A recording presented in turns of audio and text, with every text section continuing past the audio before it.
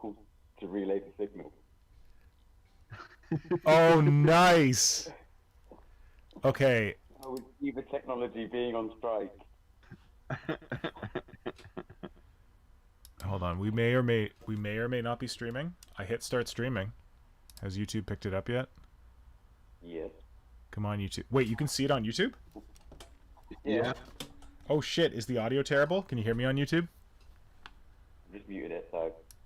Oh, okay. Well, for science, do you want to unmute it?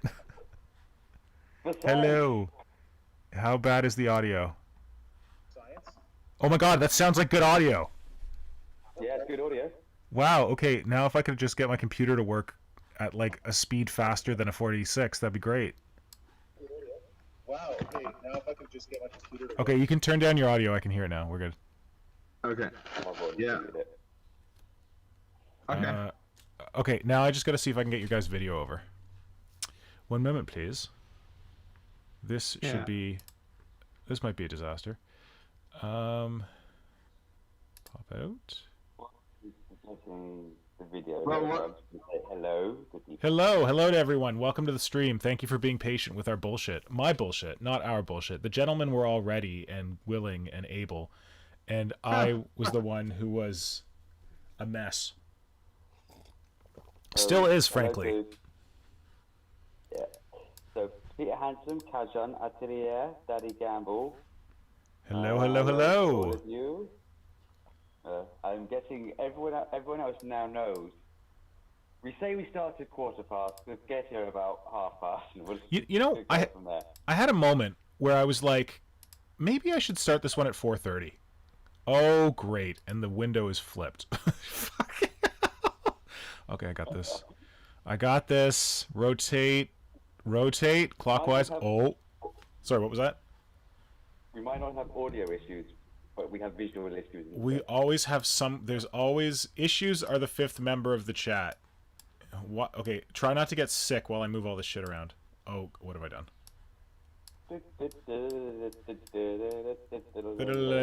Thank you for the theme music. I like it. Okay, let's have a little conversation with the chat while Mr. Pink fucks around. What have you been doing in the hobby this week? Let us know. We finally have the crew back together. It's been a number of weeks. We've all been like on various vacations and other interesting things. So, what have you been up to in the hobby? Or actually, let's start with Marco. What have you been doing in your time away from the Creature Conference? Nothing hobby-wise, thanks. Okay, sorry, not hobby. Tell me about the ocean. Yeah, I was on the ocean actually. Yeah? With Corona in 2020, I was really missing being out under the ocean, in the ocean, and just around it actually, because Germany doesn't have much of it. Simon will get to that later, but yes, go on. So my first choice of being able to travel again was to just get my diving gear back and just hit the nearest spot, which was the Red Sea in Egypt for me. Mm-hmm. And I chose to just spend 2 weeks on the Red Sea on my own with nobody else, just visiting the ocean creatures, and shitload of wrecks this time, just like a lot of Second World War wrecks sitting there on the ocean for decades now, and I was just sucking it up, all being on my own. Nice. Inside the water, nobody talking, just everything being quiet and just enjoying how I think it's the only possible way on planet Earth to just imagine how a different world might feel and look, being in the ocean and just floating and seeing all the creatures, how different they are, and yeah, I just love it. Really nice, great. That sounds amazing. Okay, Simon, where you been? What you been doing? I have been to the German Sea. Oh wait, but Marco just said there is no sea in Germany. Tell me more. Whoa! Never liar. trust someone from Berlin. No, there's some German Sea. It's not much, but we have two actually. We have the North Sea and the East Sea, which are funnily both north of Germany, in the north of Germany. And I've been to the East Sea, and I have been to, I think, one of the few German fjords. Oh, I didn't know Germany had fjords. Me neither. Cool. We just booked a trip there, and we found out that there's this large area of water, of fresh water and seawater mixing. Yeah. And oh, is that a fjord, or is that? I thought there was another word for that. I think so. It's not a salt marsh. Is it an estuary? It's an estuary, Yes. isn't it? We went to them in France. Exactly. Yeah, is it? I think so. Yes, that's Okay. what it is. So where's the difference? What's a fjord then? I think a fjord is not a mixing of salt water and fresh water, but a fjord is just a geological formation. Yeah, it's like I think a fjord is like a big cliff that goes right down to the water. Or no, it's like a long inlet into land. Exactly, that's what it is. So I would say then that the Schlei is both. So in the beginning, it's obviously a large arm of the sea reaching into into the land. Mm-hmm. And at some point the salt water. Anyway, it's beautiful, and the landscape reminded me quite a bit of our beloved Britannia. Oh, beautiful. And it was quiet, and although it's high season for vacation right now, it was almost no one there. Yeah. And yeah, we had a great time and a great relaxation time there. Yeah. How's the place called, Sam? Schlei. Fly? Schlei. Schlei. Okay, Fly. And it was great with the dogs as well, or with the dog, because you can go to the beaches, and each beach has a dog beach as well, which Nice. is funnily always the most quiet part. Yeah. So you would go there anyway. You have to walk a little bit longer than to the regular beach, but who cares? And, Yeah. that was pretty cool. So the dog had fun as well. Good. Yeah. Hooray for the dogs. Yeah, and the Schlei itself is very very not very deep. Let's put it that way. Yeah. Shallow. Okay. Shallow, yes, shallow. And in some parts you could walk into the water for, I don't know, 50, 60, 70 meter, and it would be still ankle deep only. And that was amazing for the boys and for the dog as well, because although being a water dog, our dog doesn't like to swim very much. He likes to fetch things from the water, but Oh, we've got that problem now. Lazy beast. Yeah. yeah, long time swimming is not hers. Yeah. So that was perfect for her as well. Okay, nice. Good. Yeah. Actually, I forgot to tell something. What? I got to try out the first time in my life an underwater scooter, like a What? torpedo. Oh, the thing where you hold on to the jet and it like pulls you through the water? It was so much fun. Oh, damn. I've seen those in like James Bond movies. That's the James Bond movie. It was such a blast just riding along the reef, and I shouldn't tell this right here right now, but my dive buddy got stung by a lionfish, which are pretty poisonous actually on a night dive. Yeah. He was lucky because he didn't get stung by a poisonous sting, but just a regular one. So he survived. He was fine. Yeah. But he decided to pay back the evil lionfish by just turning around the scooter with the wrong side and just blasted some sleeping lionfish along the reef while they were not expecting anything with the scooter. Just with water? Like with Yes, a jet? Just like blowing them off while they were sleeping. It was so much fun. Oh Like, my. woo! That sounds like a dick move. No Fun animal for was everyone harmed. except the It was- lionfish. Exactly. No animal was harmed, not even a lionfish, but I was laughing like with tears in my eyes in the water. Oh my god. Good I know work. full well, buddy, why you're doing this right now. Because it hurts? Flynn, what did you get up to? got up to a lot more painting on the Gene Stealers, and then I distracted myself with the Giant Wizard, as well as the painting up to old conversions I did a while ago. Awesome. Which one of them I've shared already on Instagram, the other one I'll be sharing soon. But the Giant Wizard was just a lot more fun that I wanted to do for a little while. Yeah, he was amazing. Sorry, was that? Yeah. He was amazing. The Giant Wizard. Oh, I love that dude. Absolutely. Same here. I'm just trying to get these done before I start on a load of more giants, and I've done a little bit of some shopping for some Tyranids to have quite a few conversions for November. You said you did some shopping? Yeah, so I got a horror spec, which I have mentioned before that there is someone in the chat to sketch. I'm going to try and do justice. Nice. I've got the pieces. It's just now working out how I'm going to do it and when I'm going to do it. Yeah. But it's just more of some of the Giants ones I'm going to do next. Just more of I want to have a bit more fun with these and have all the ideas done, because everyone keeps asking for family photos of the Giants, of all of them laid out. Sorry.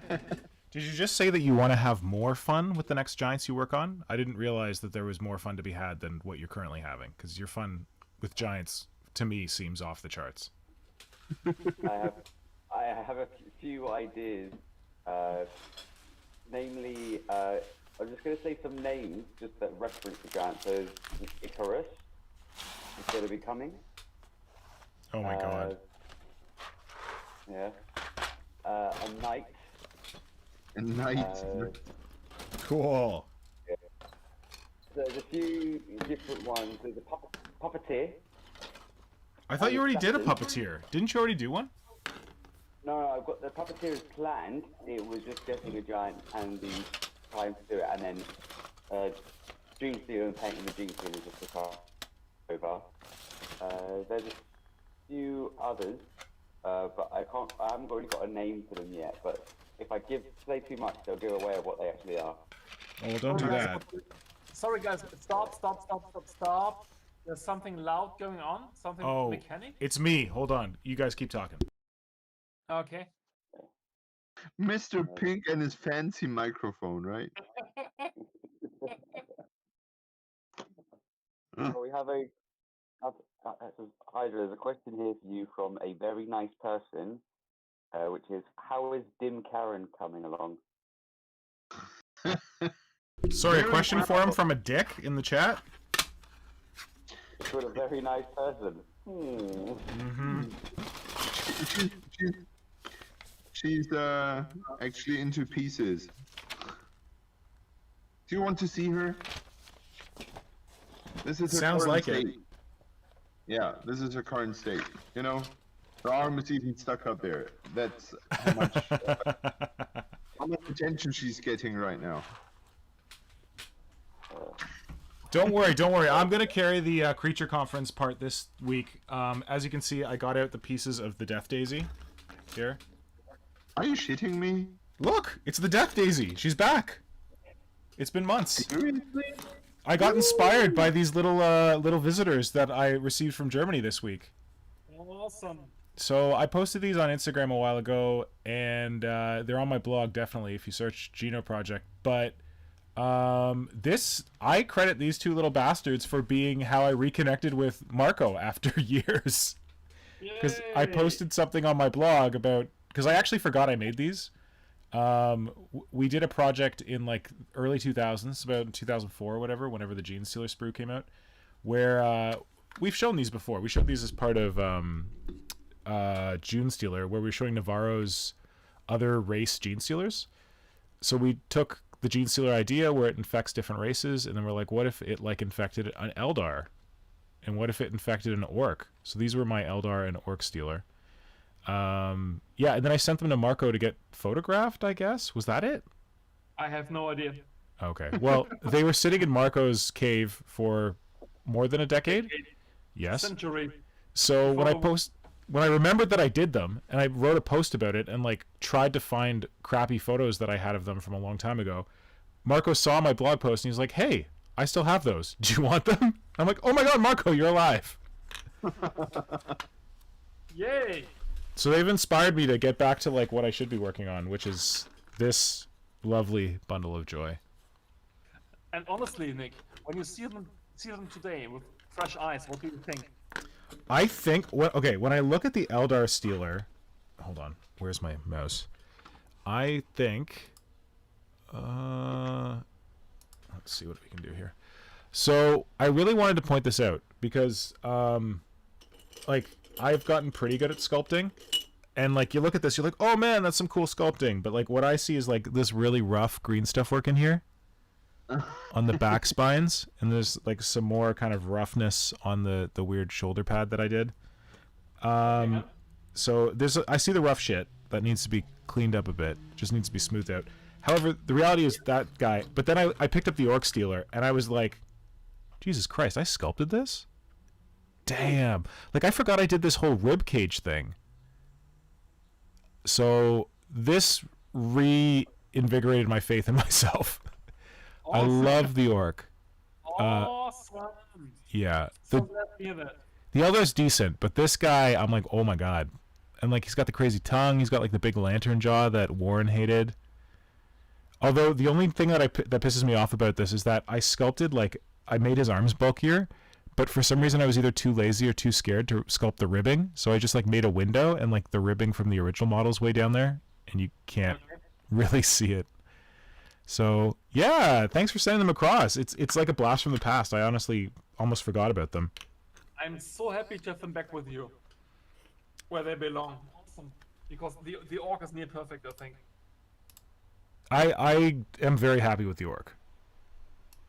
I'm not gonna lie. You should be. Thanks. Hey, what's that thing on your table there, Marco? Sorry, what? What's that thing on your table there? At the top of your frame. I have no idea. Have you ever seen it before? I don't know. Someone in the chat might be able to identify it. Maybe. Glad to see you again. Thanks. Are you teasing me, or are you just, what's the story? You should recognize this. Just take a look, okay? You know what it is. Yeah, but what's going on? Like, are you going to work on that today? I'm not sure yet, actually, because the thing is, I'm pretty out of the hobby right now. Yeah. Next weekend I'm gonna be not available too for modeling because I'm gonna be at a festival here in Germany, dressing up in a Star Wars costume for the first time this year. Oh wow. As Darth Vader, actually. Yeah.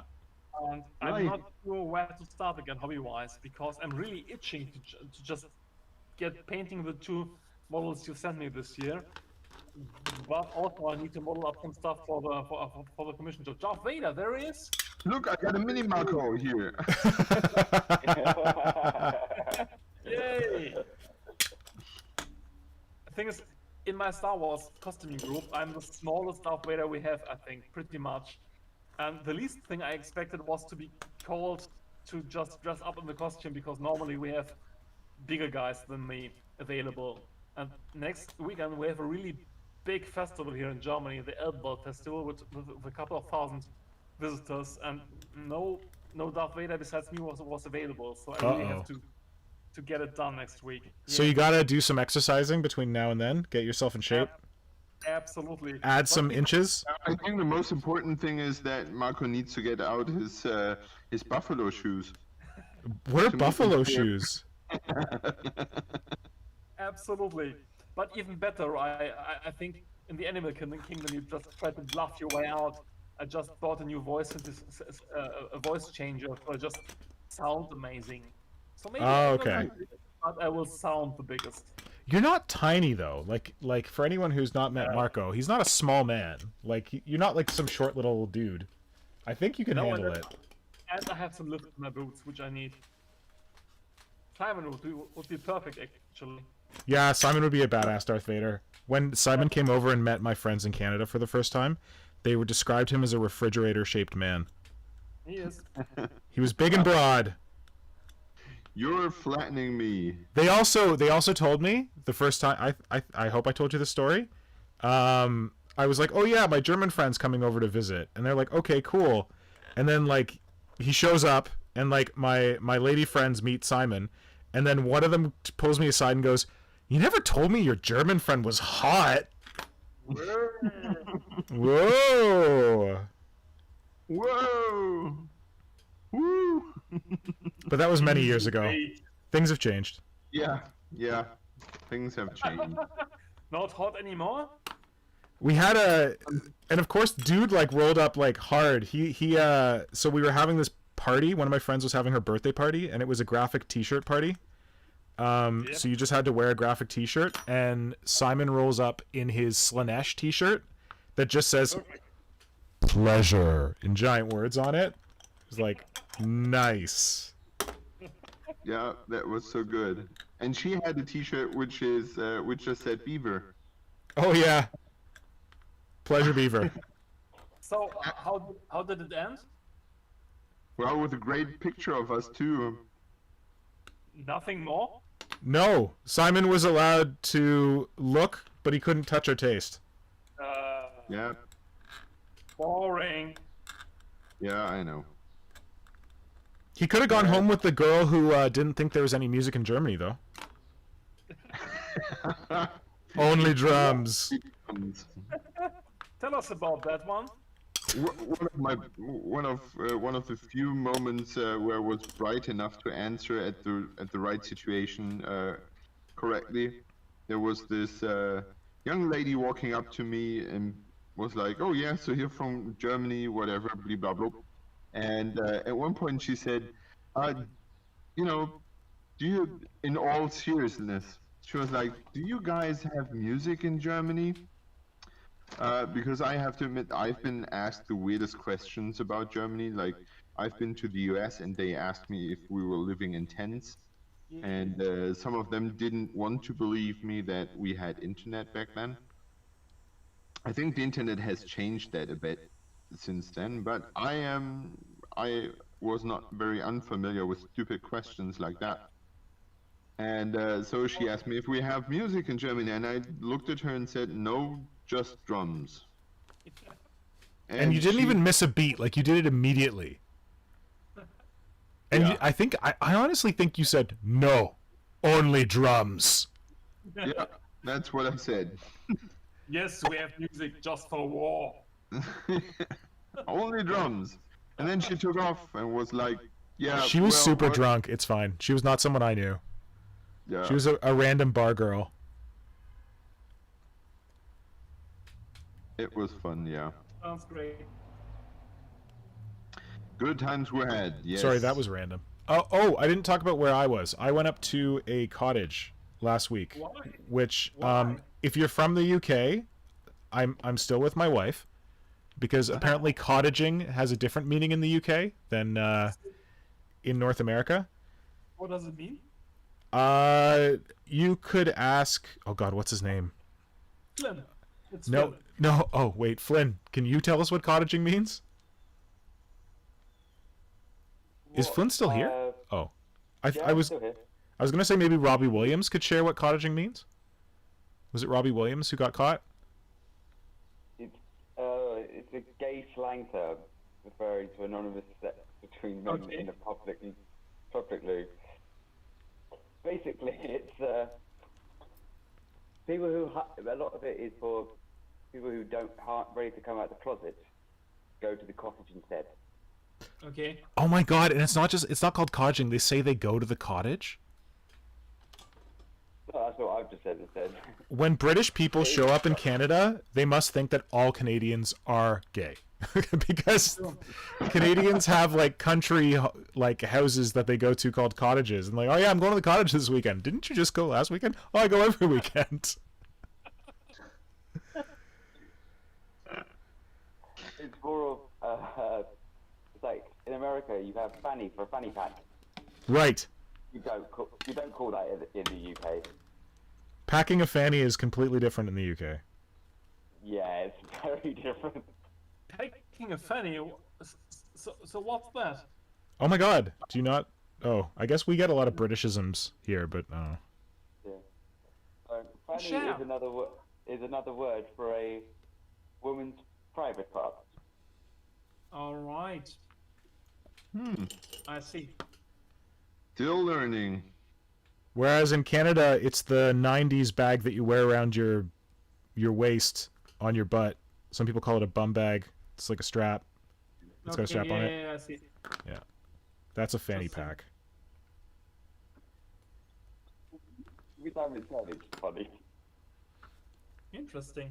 Well, like, people here don't really call it a fanny pack because, like, it's kind of well, I don't know. It was unfashionable for a time. Maybe it's coming back into fashion now. I mean, I have one, but I wear it over, like, my shoulder. What color is it? Oh, it's all colors. Wait, is it here? Hold on. All colors? How can it be? One moment. Colorful.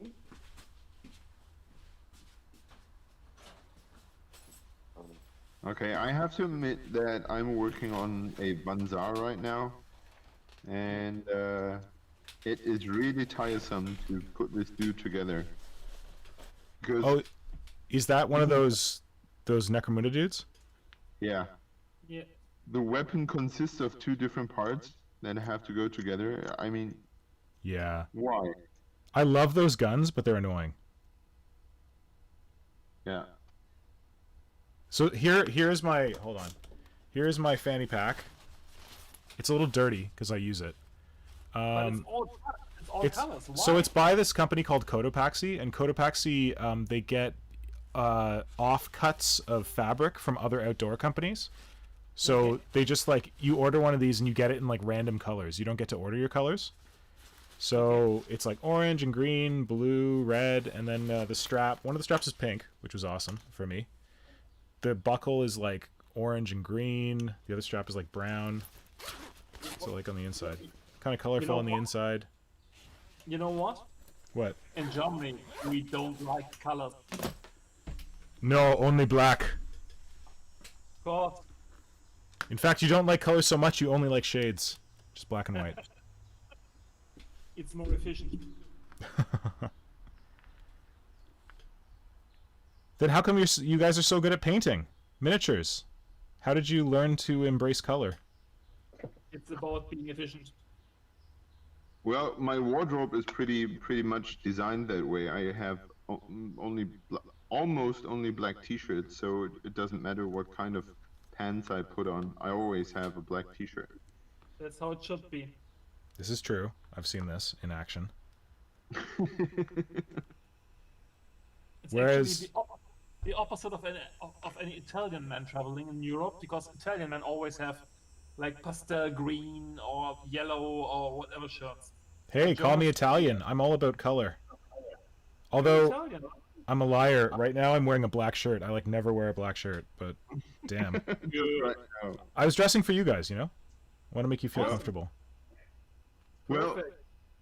what do we have not today? Right? Technical difficulties? What? Faulty audio conditions, and you're wearing a black shirt. Maybe you should do that more often. Ah, so I've adopted the German efficiency, and it has Absolutely. defeated the audio gremlins. Good.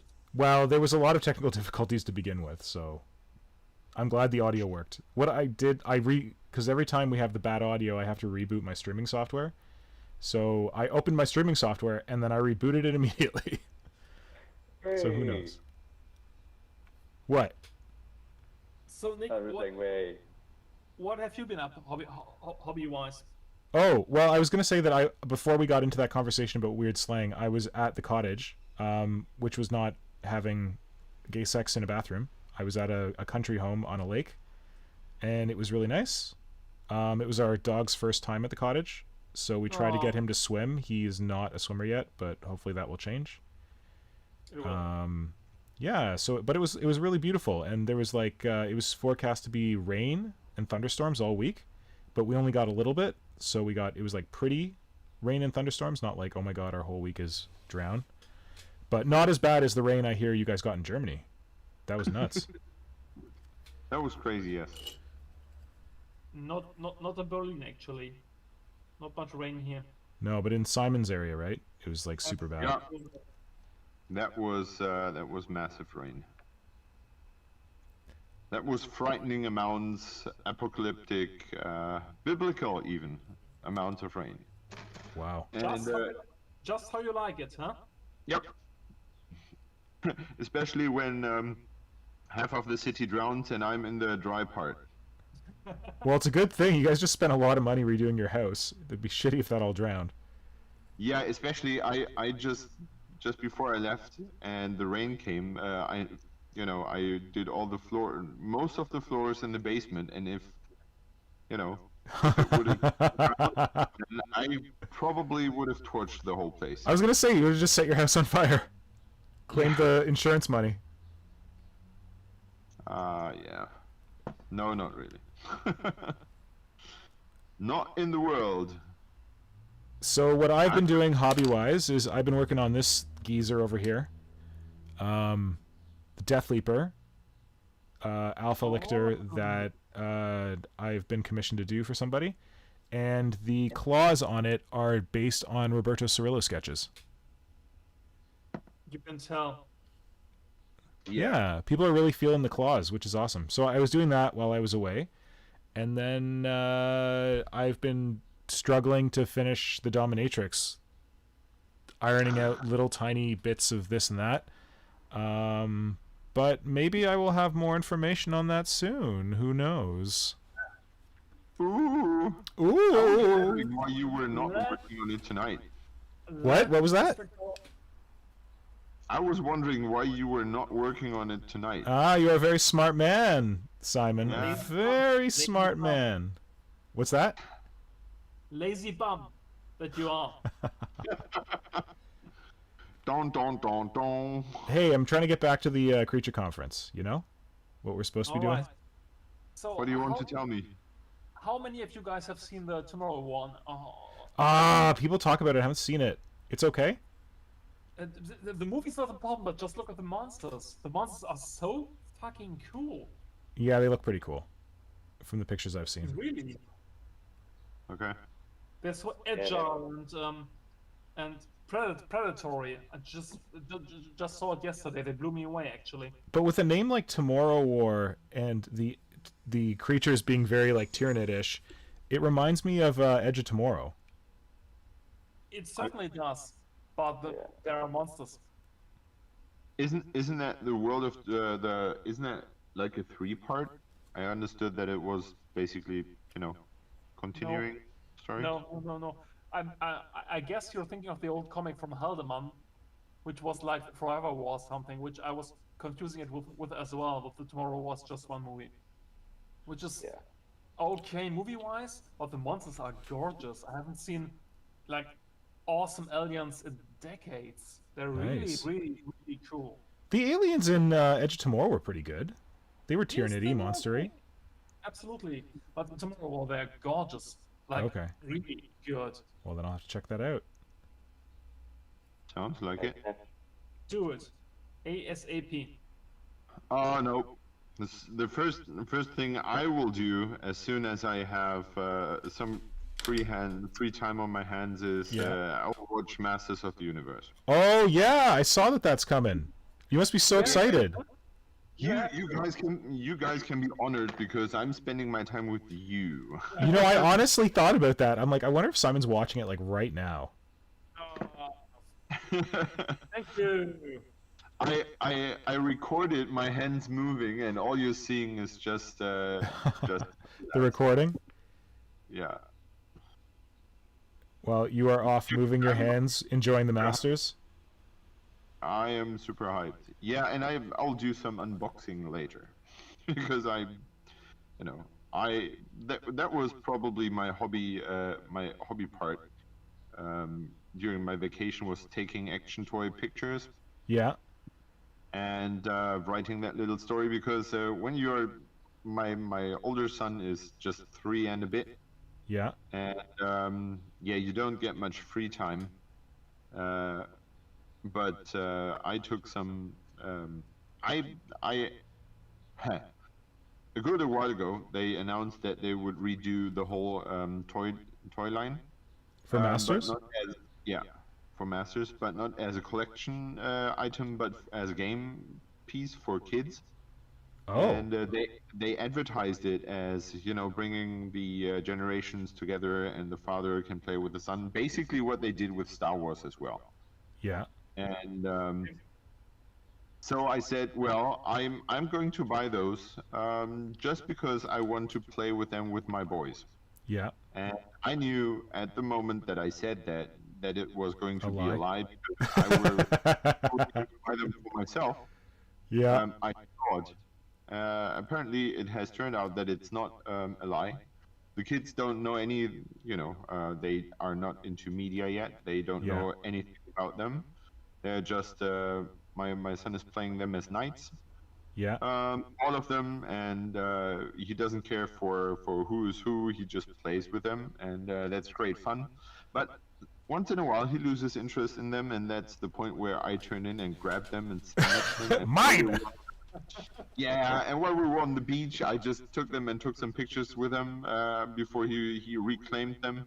Yeah. And yeah, that's actually pretty cool. It's So the pictures that you shared on your Skeletordark account, wait, is it Skeletordak or Skeletor, yes. Oh shit, sorry.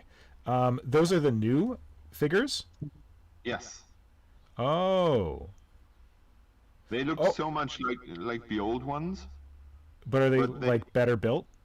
Yeah, they have way more articulation points, Nice. and yeah, are really, you know, I had great fun with those, and yeah, catching a lot of those old toy vibes. I've never watched the series, the cartoon. You never watched the original? Oh no. Well, Oh I did wow. parts. That surprised me. I watched parts of it, but Yeah. I wasn't really into that. Yeah. Yeah, and I was always I was fascinated by the toys, Yeah. and yeah, so I was hyped when they reintroduced them, and my wife is suffering greatly from that, because you know, when there's just one He-Man and just one Battle Cat, and the kids start to fight over them, who's going to have it? Wait, when you say the kids start to fight over them, you're talking about your 4-year-old son and yourself, right? No. Because your other son is too small to care about this shit. Come on. Touche. No, he does. He does. Okay. He wants to play with that as well. He doesn't play like, you know, like really plays like, but he wants to have it and, you know, drag it around, and so yeah. When the boys were fighting over He-Man and Battle Cat, you know, it's 2 steps to grab the tablet and just order more. And yeah. So you have to buy double everything? And sorry? You have to buy double everything? Yes. No triple, because one for me.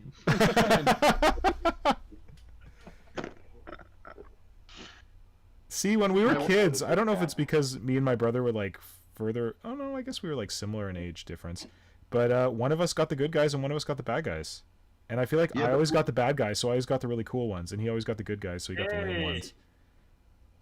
Yeah, Awesome. but because they don't know anything about their story, and Skeletor is just, you know, it's just a name, and they don't play fights yet.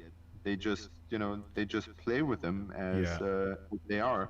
Yeah. There's no such thing as, ooh, someone is hurting the other one. They are in a very peaceful bubble. Yeah. Interesting. And so there's no differentiation between them. They go to toilet and they go shopping, and the cat has to wait outside because cats are not allowed of that size are not allowed in the shop.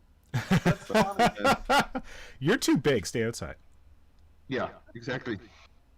That's what poor Battle Cat was told. Poor Battle Cat. Cute. That's pretty cute. So Yeah. Nick, how's your new dog coming along? How's Ripley? Oh, Ripley's awesome. He's a very good dog. We're very lucky. I'm sure that he's going to turn into an asshole any day now because he's way too nice. Where's the wood? Yeah, he's very cute. It's weird. We were just like looking at pictures of him the other day, and we forgot how small he was. Like he was literally like a potato with legs, but now he's like actually looking like a puppy. So yeah, he's getting braver around other dogs, except there's these two huge dogs that live down the street that I really want him to be friends with because like one of them is near his age, but it's a large dog, so it's way bigger than he is. And whenever they see him, they're very excited and they like run up to, because we walk in the in like a big park near us. So they're off leash and they'll like run up to him, but he's like completely overwhelmed when they run up to him. So he gets a little freaked out and he like tries to get to me, and I just be like, okay, go play with them, you're fine. So he's getting there slowly. Awesome. But he's treating us very well, and we're very, very happy. He doesn't shit in the house anymore. Oh no, wait, sorry, he doesn't shit in his crate anymore at night. He's getting to the point where he doesn't pee in the house. When he pees in the house, it's because we're bad parents and we forget to take him out. So that's our fault. But yeah, he's good. And we're keeping... I think one of this... Sorry, what was that? Yeah.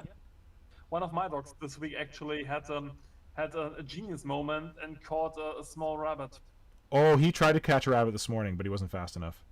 Yeah, which is usually the case, like in 99% of the cases. Yeah. But our damn dog just caught the young rabbit, which wasn't fun at all. Oh, no. I had no idea that rabbits could cry that loud when they're afraid of their life. Oh, God.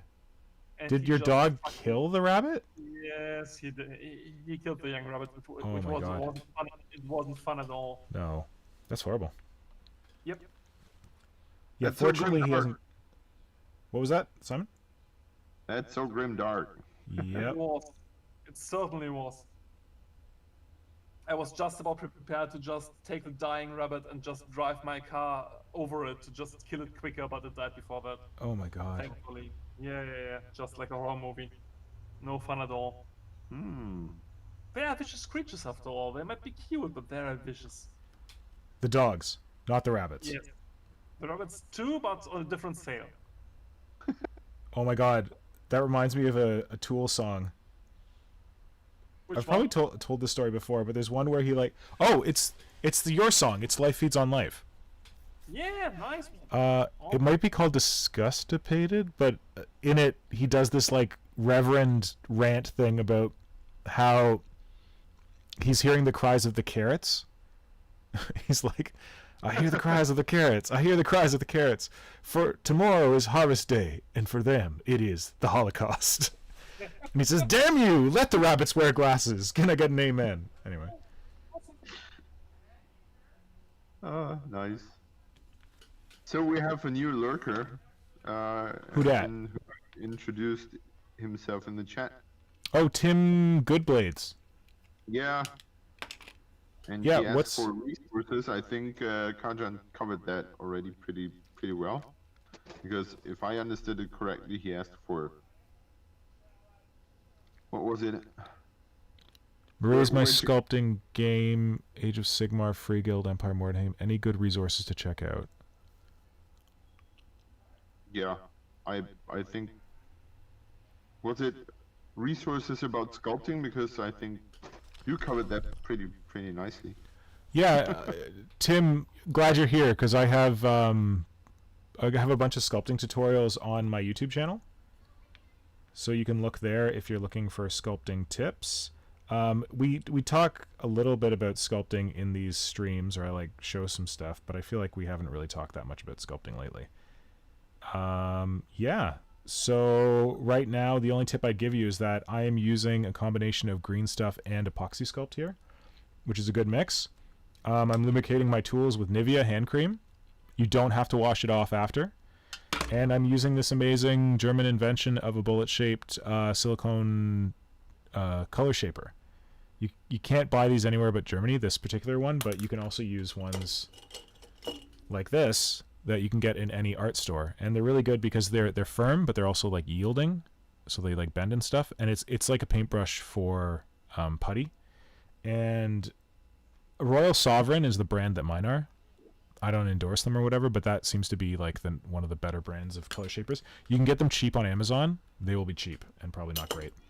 So I'd recommend buying like quality ones rather than going for the cheap route.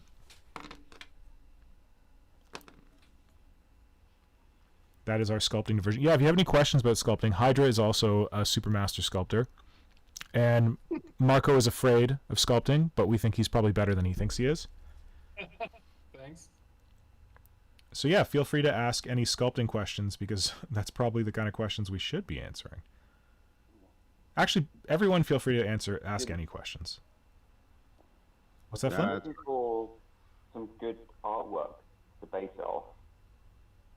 There is a book that the workshop made called Look on the Right, A Journey Through the Old World. Try, if you can find a digital copy, try and do that, because it's out of print and it'll be quite a bit, but it's just got quite a lot of different designs for peasants, generic peoples, knights, and everything that you could use for the things you want to design for the sculpting side of it. So you've actually got something to base it off. I always find if you've got some sort of artwork or an image to build up from, it always helps. Certainly, I agree.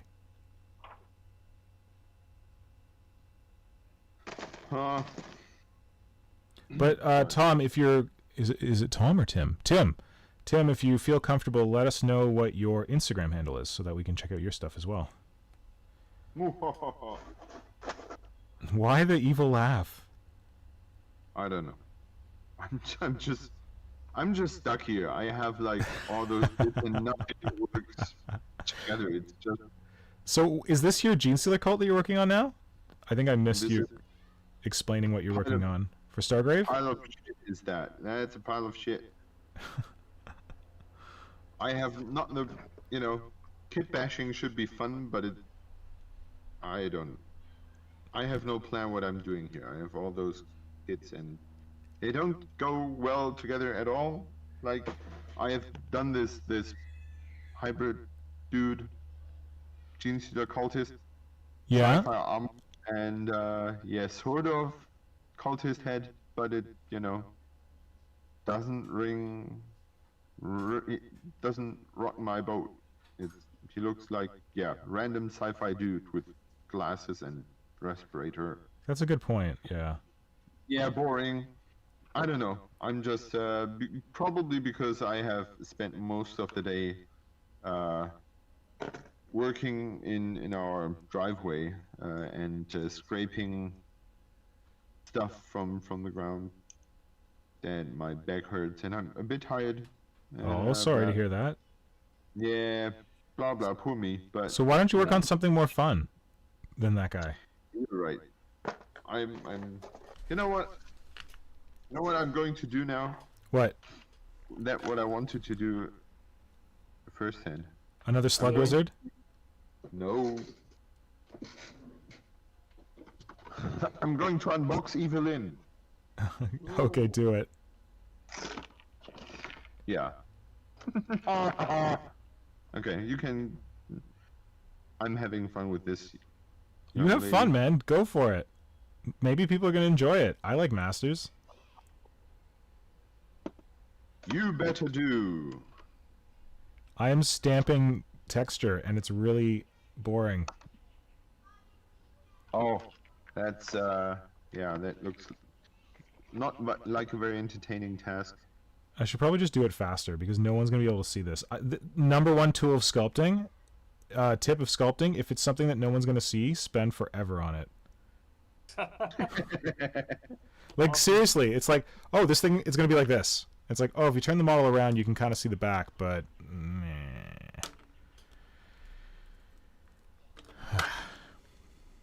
Whatever. Another sculpting tip when you're working on something big, use your fingers. Just make sure your fingers are lubricated. Oh, Jesus. What? His Instagram handle. What's that? Tim, he has shared his Instagram handle. Fireskin Paint. Okay. Yeah, I'm just going to link it in the Discord. Thanks.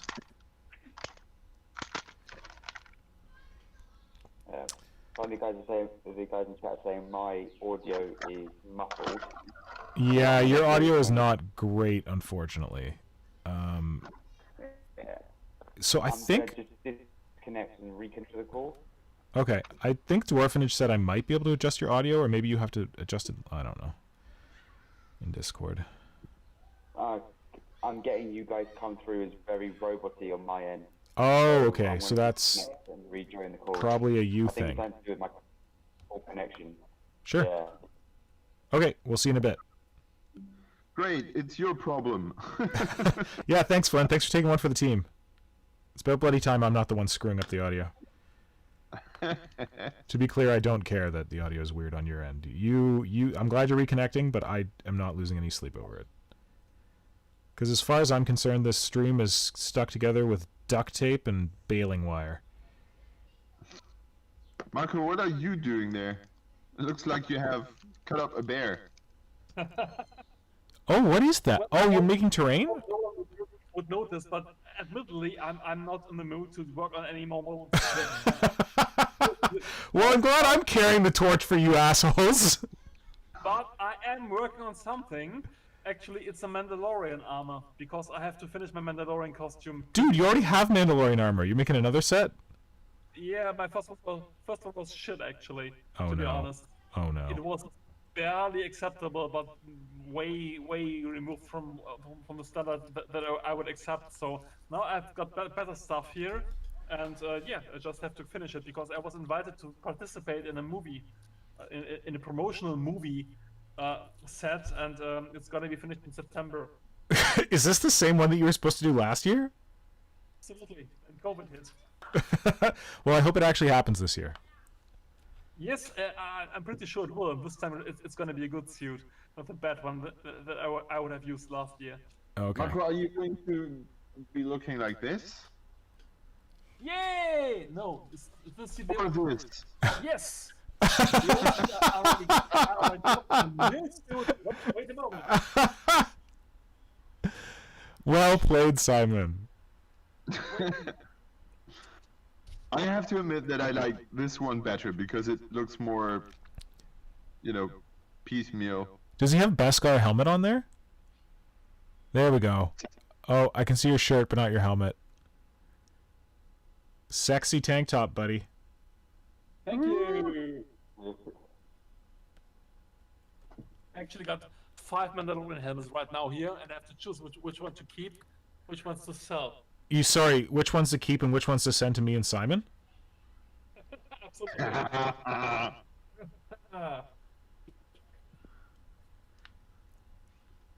You have 5 Mandalorian helmets? Yes. Holy shit. Man, Beskar goes cheap these days. Look at my detonators. You see? Bing, bing, bing, bing. I like bing, those.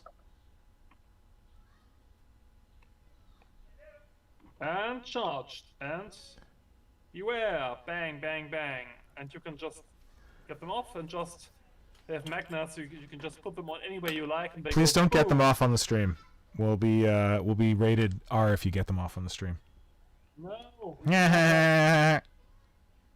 That was a sex joke. I don't know if it translates to German.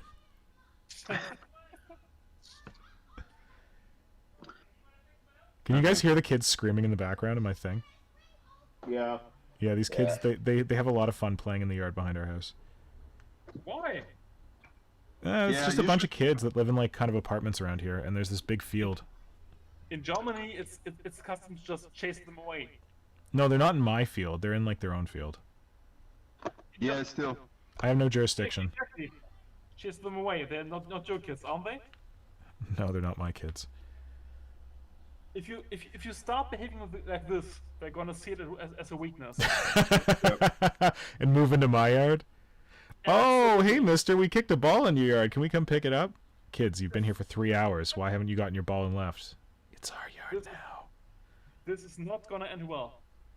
Yeah, Okay. that's how it is. You always have to have everyone to see how strong you are. Yeah. So I should put on my best old man voice and tell him to get off my land. You little whippersnappers. Get out of here.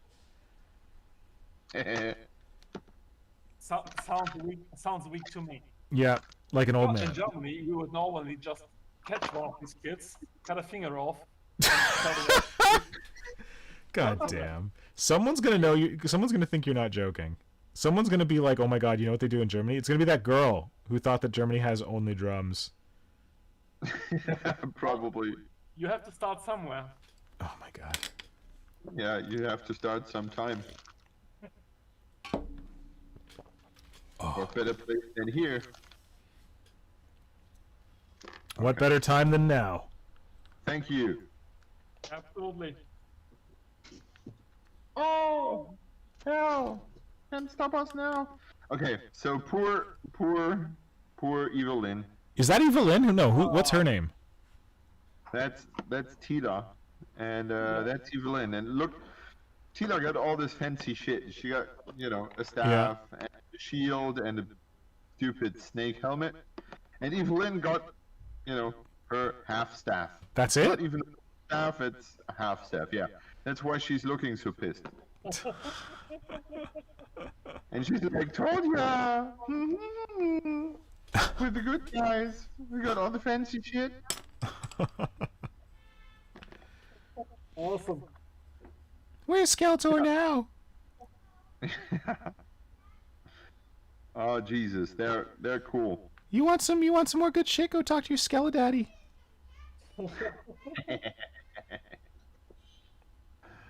They're awesome. You still Yeah, love I them? heard good stuff about the new series. I'm really looking forward to it. It premiered today? Yes, I saw a lot of people posting about it today. yes. I feel like I should sell one or two of my Spectre Spectre action figures. Oh, because you think they'd sell well right now? Yeah. You could trade one to Marco for a bit of for a Beskar. helmet. Yeah. Yes. Wait, weren't you supposed to get me one of those Spectre? Wasn't I buying one from you? Yeah, you were. Do you still have it? I have 4. Oh, good. Okay. Still left. Whoa. Do you want to introduce it to people who don't know about it?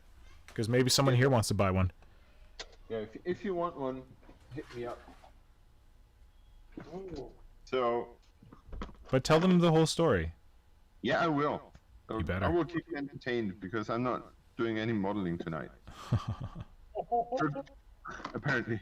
So a good while ago, a friend of mine, made a custom action figure using, you know, these parts, and what he used was glow-in-the-dark paint, pigments, while he was casting things.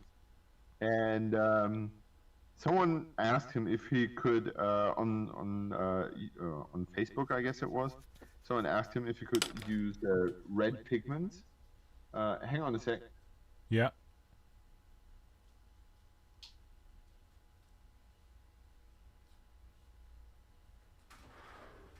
Flynn, are you back? Yeah, I'm back. Oh, great. You still sound a little muffled. Are we still sounding like robots? It's every so often it goes robotic for me. Oh, that sucks. Sorry, man. But yeah. this is not on I think YouTube. it's This is just on your connection? Yeah, it's just on my connection. I think it's just something with my internet at the moment. It's Yeah. been playing up since I got back. Okay, I'm back. Welcome back, Flynn. Yeah. You say that, you just start to go a little bit roboty. Uh-oh. You cursed it, Simon. Good work. Yeah, my fault. So okay, let me finish quickly the story. Yeah, so, go for it. In the forum or in the Facebook group, someone said if the guy could use red pigments, and he said no, it would turn pink because the resin is white, and the red-colored glow-in-the-dark pigments will turn pink.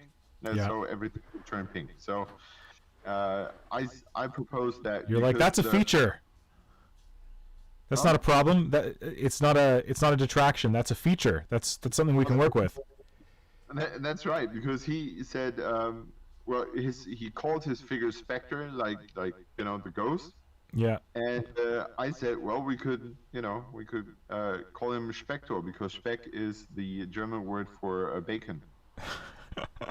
And so he said, well, if you sculpt a pig head, I will cast it, and we'll do that. And from that joke, this whole thing evolved, and I didn't just sculpt the pig head, and he casted that. We did this, we have this logo, and he's charged by now. Give me a sec. So can you see? Ooh, yeah, he's glowing. Yeah, he's actually glowing. Nice. Awesome. And he has some accessories. He has what goes good with bacon is a frying pan and some eggs. Yeah. No, what was it called? Spatula. Spatula. Yeah. Yeah, spatula. One of the most stupid words. Yeah, I agree. So what we were aiming for was to have this thing look as much as the old packaging as possible. These are made like the old ones, we used to have as kids. And when you look at those, they had always this Hydra artwork. Yeah. And they had those action features shown on the packaging. And so I went and drew the action feature. And I drew him some card artwork as well.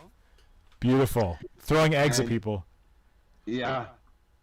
And Spectre attacks his enemy with his mighty and deadly spatula. Oh!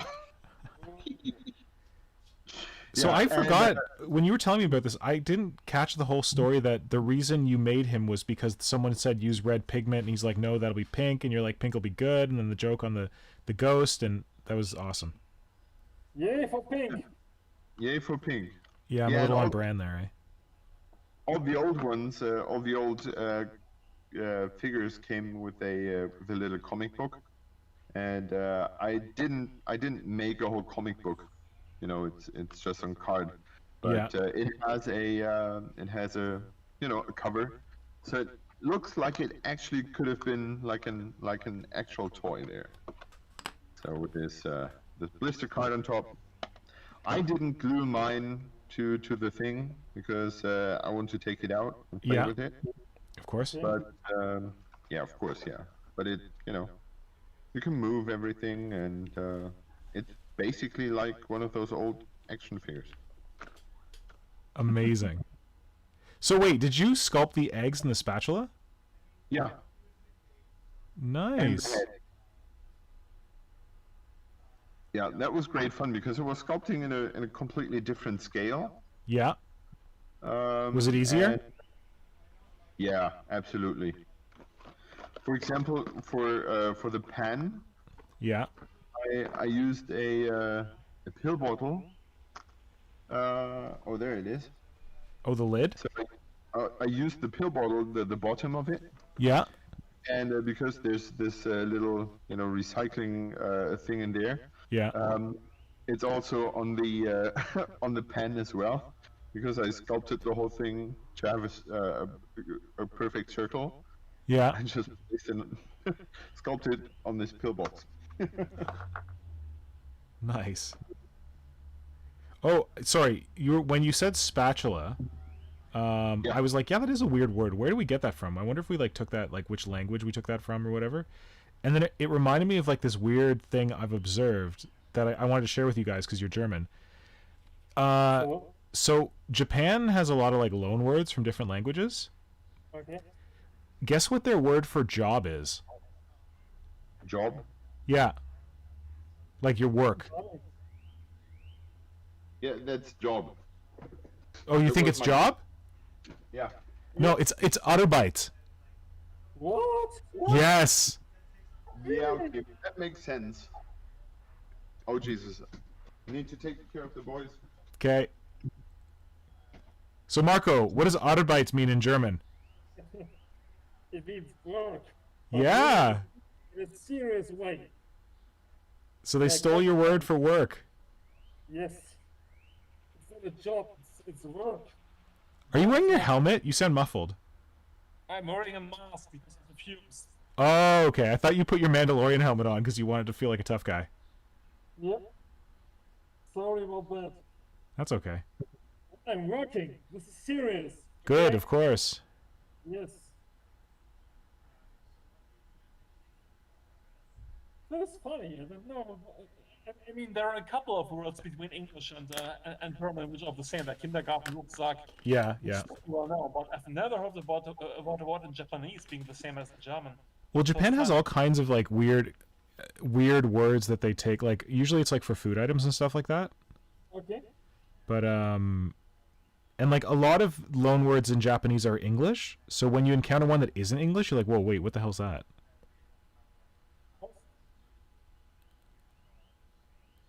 Anyway, yeah. So I just thought that was funny because it reminded me. I'm rewatching the series Dark, which I've talked about before, which I absolutely adore. And it's German, and they said the word Autobites, like something about work, and I was like, oh my god, that's the word in Japanese. Oh my god, it came from German. So, are you able to actually understand Dark? Because No. I was not. Oh, you mean the German or like the series? It's serious. I understood it better in the first and second season. When the third season came, it got a little crazy. Yep. But I don't want to spoil anything. But I feel like the ending of the third season is very good. It like restored my faith in Dark. Yeah. Like I think it was really beautiful and like cool and like I don't know. I liked it. But I'm a sucker for shit like that. But you just can't watch it casually. It's not possible. Okay, so you know like Tannhaus, Yeah. that character?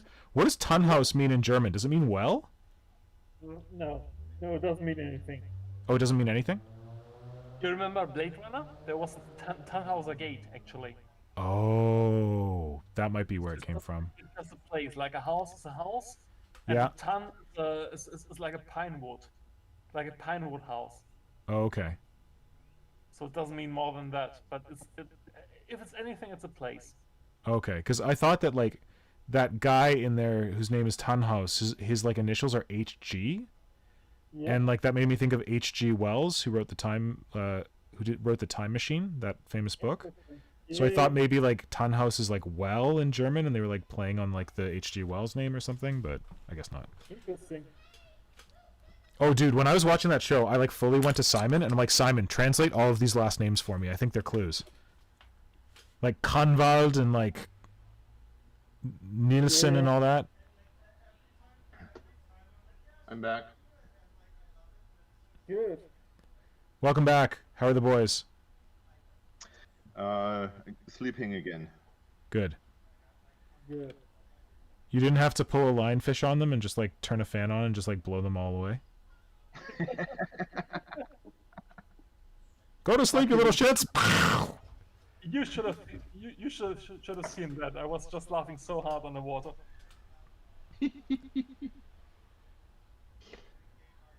Very good. Nope, it was. Yes, that's because you know, lionfish are just like they're really smart. When you go night diving, you always, of course, use a torch to see anything underwater. Yeah. And the only animals to really understand what you're doing are the lionfish. What are they doing? The lionfish are following you very close. To catch the things that are attracted by the water, the light. They wait for the prey fish to be blinded by your torch, and then they swallow them up. And Wow. Little they're bastards. Smart.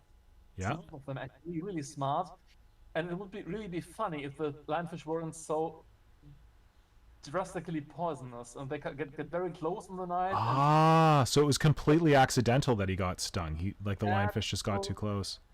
Absolutely. And you just can't watch your whole body all the time, your knees, your feet, and your elbows, and whatever. Yeah. To just because the lionfish get so close because they're so hungry and so bold.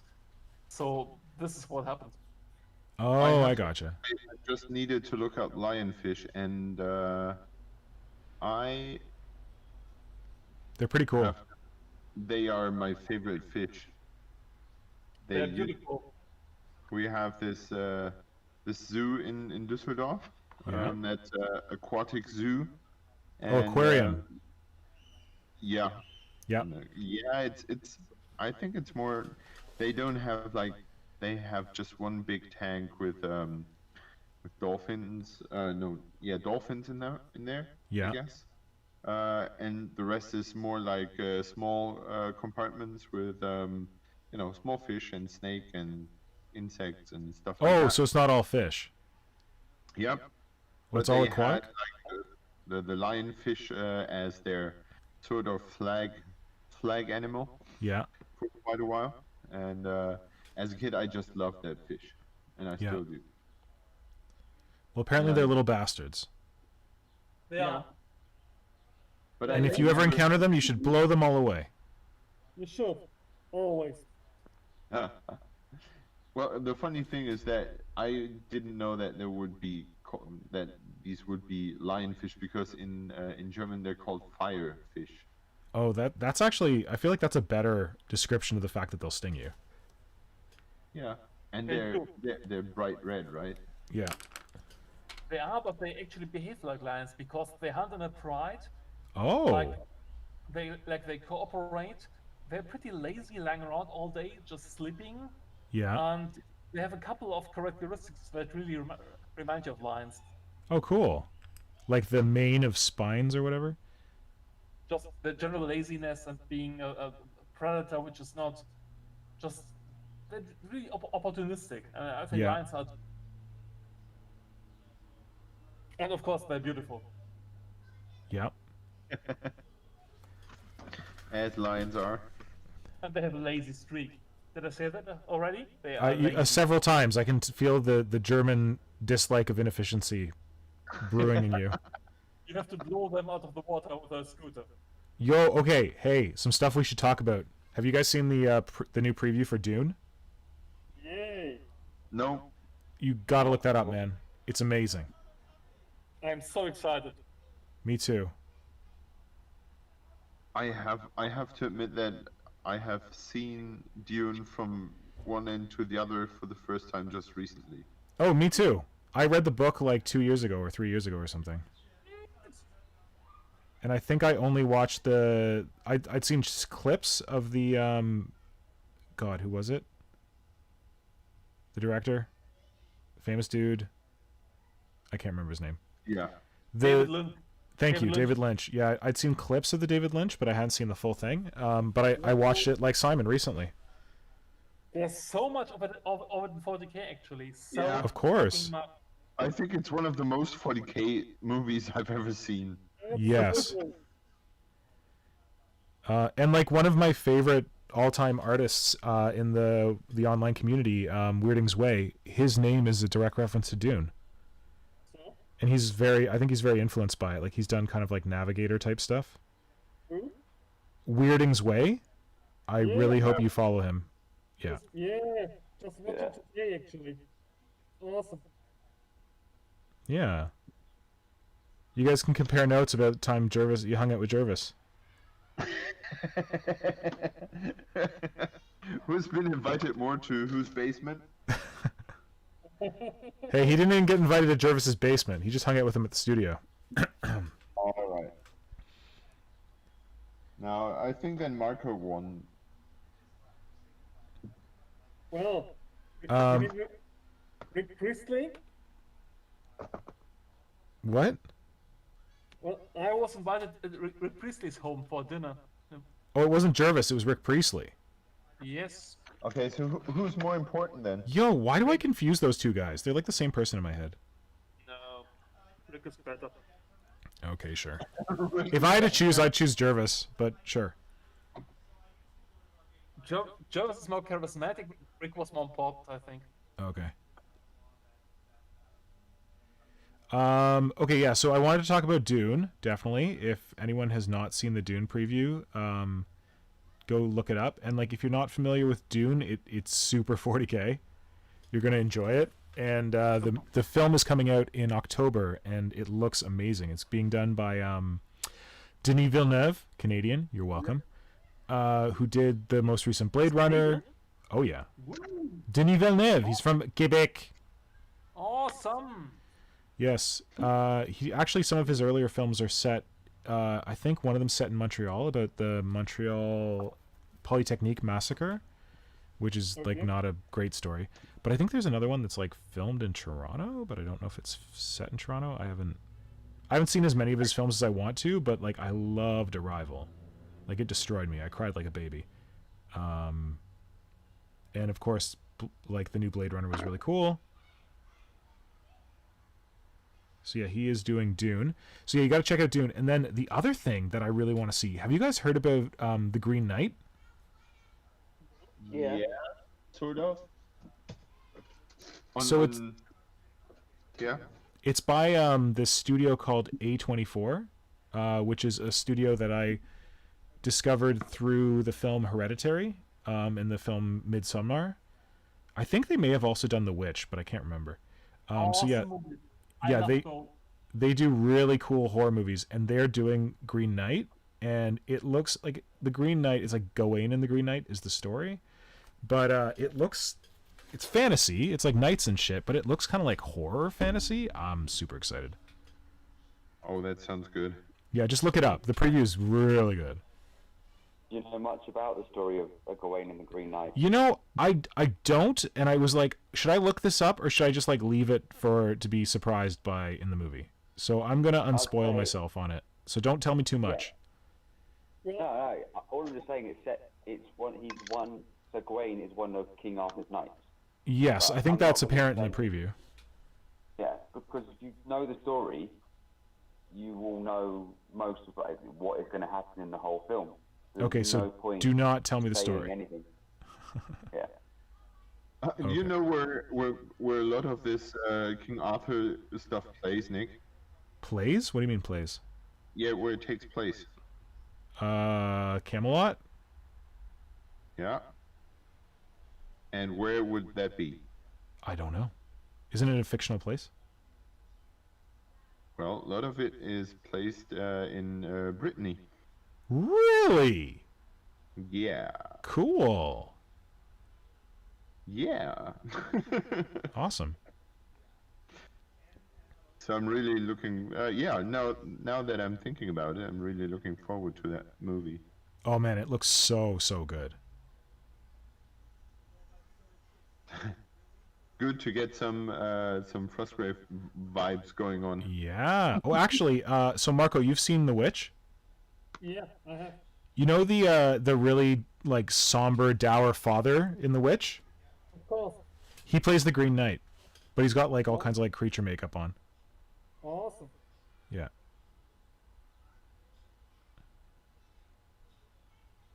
I just hate mixing large lumps of epoxy sculpt. Because it's hard, or what? No, because it gets your fingers all sticky. Yeah, you gotta keep them wet, but it's still gross. You still gotta wash them after. That's the only thing I don't like about epoxy sculpt, how messy it is with like the silt. Yeah. But the best way is to mix it with green stuff, because then, I should have shown it when I was mixing it.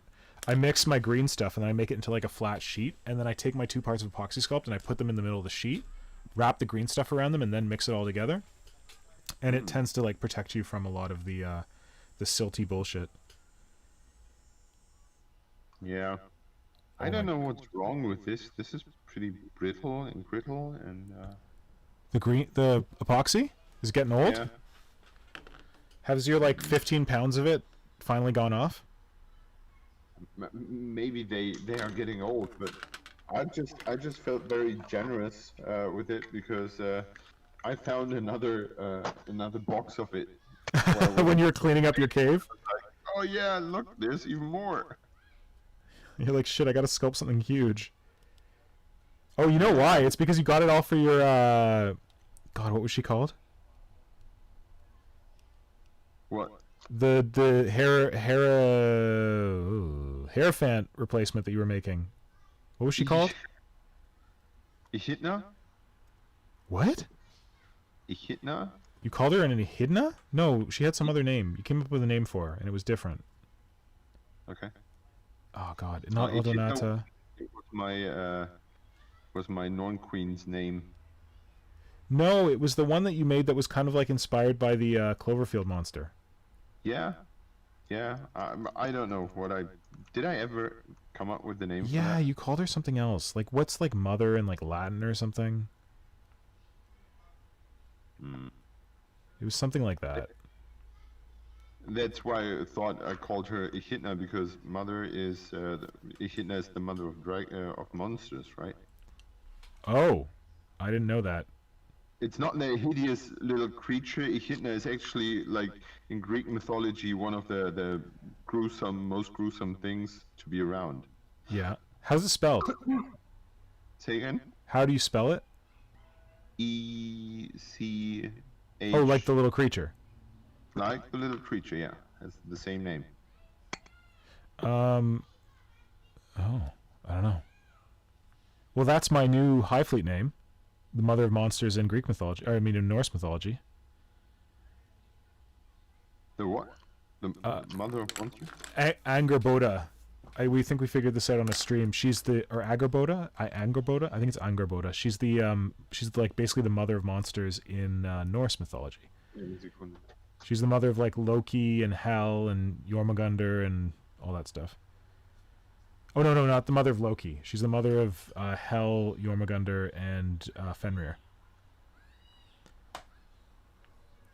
Yeah, who are also Loki's children.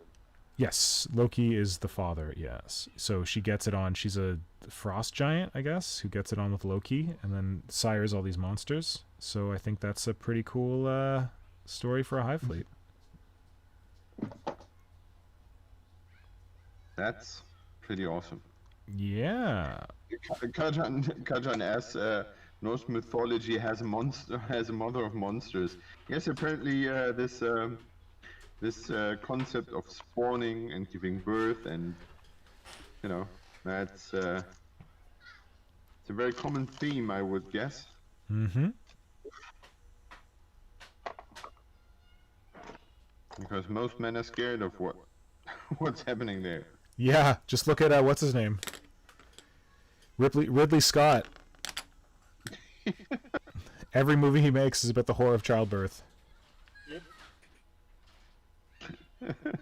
Dude has got issues. Well, I have lived through the event once, and I have to admit it's not something I would willingly repeat. Yeah. Well, you didn't even have to give birth. Yeah. You lived through watching it. You were a spectator. I think that's the reason why so many men are frightened by that. Yeah. So I think as a woman you don't have much control over anything as well, but Yeah. I think when you're standing like next to it, Yeah. You get the whole view. And you cannot do anything at all. Yeah. I think this situation is something that freaks people out, or men especially. Yeah. Yeah. That's at least my explanation why this whole birthing thing is so commonly used. Yeah. As like a trope or like a theme or whatever. Yeah. Boom, boom, boom. I have nothing to flatten out my stupid little piece of stuff. What are you sculpting? Tiles. Oh, for alignment? Nope. For my little Dimaka Oh, you are back to models. Okay, nice. Yeah, I just figured, because time is running out, and I won't do much productive things tonight. Yeah. Anyway, I could do something that doesn't, I don't need my full brain for, and therefore I'm just sculpting tiles. Hey, welcome to me in this thing. This doesn't need my full brain. It's just patterns over and over. So I think it's this because I tonight mixed is- the the epoxy sculpt, and I'm like, I have way too much. Sorry, what was that? Ladies and gentlemen, tonight is a no-brainer. Hey, at least I'm working on a creature from the conference. Nice. I'm working on the base. That's Does that good. sound as well? That's good. Something. Yeah. It's something from your model, yeah. Yeah. Let's hope so. So take that, all the meanies in the chat who are like, "Oh my god, are you guys ever going to work on those things again?" We're working on them. Congratulations. Are you entertained? Let's hope so. No So, way part of the fun of the chat. Going, why aren't they working on the models? Yeah, well, now they got to find something new to chirp at us about. question for you Tyranid guys. I've Yeah. been invited to a podcast tomorrow. Oh, congratulations. Thanks. To talk about Tyranids. And, Is it Stalin Schnauzbots podcast? Symbio nope. Joe? Nope, it is the German beim Imperator nichts Neues. Bless you. Yes. It's actually I enjoy it. I've sort of dipped back into 40k lore at least. Uh-oh. That's how it starts. Yeah. I have to admit that because I have the stupidest task outside to get the weeds Yep. out. Yep. I have because I've been doing this for 8 hours today, Oh god. and it gets boring at some point. Of course. I decided that I should treat myself and get some music app Yep. where you can listen to the Horus Heresy books. Okay. I'm not dropping names here because I'm Yeah. And I'm listening currently to Nemesis again. That's the book where they tend a bunch of assassins from every creed, or how you call them, Chapter? Temple. chapter. Yes, Temple. It's temple. temple. Yeah, temple. Oh, like the assassin temples.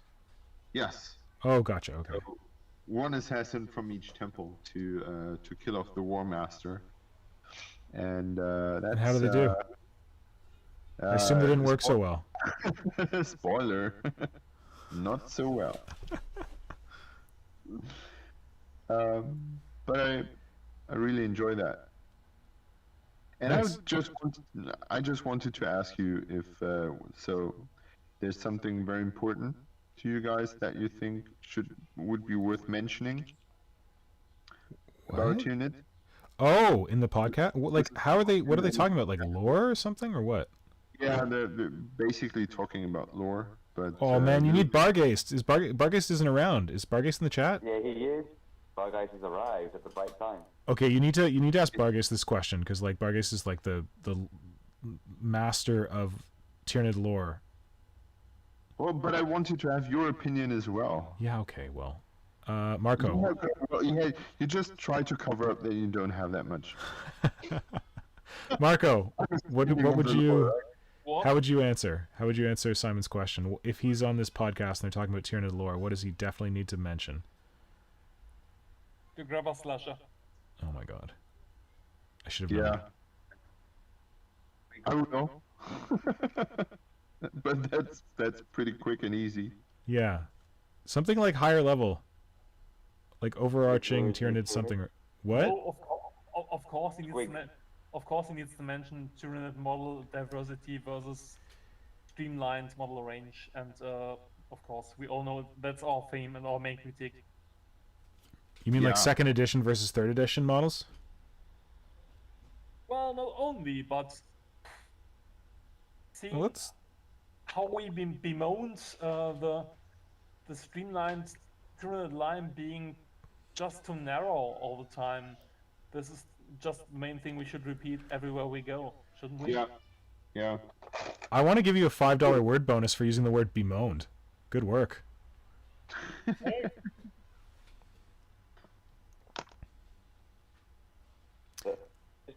Hydra, just a question from Kajan. He's Yeah. asking if what the stonework you're doing stonework, see that, but is it for like a wall or is it floor or?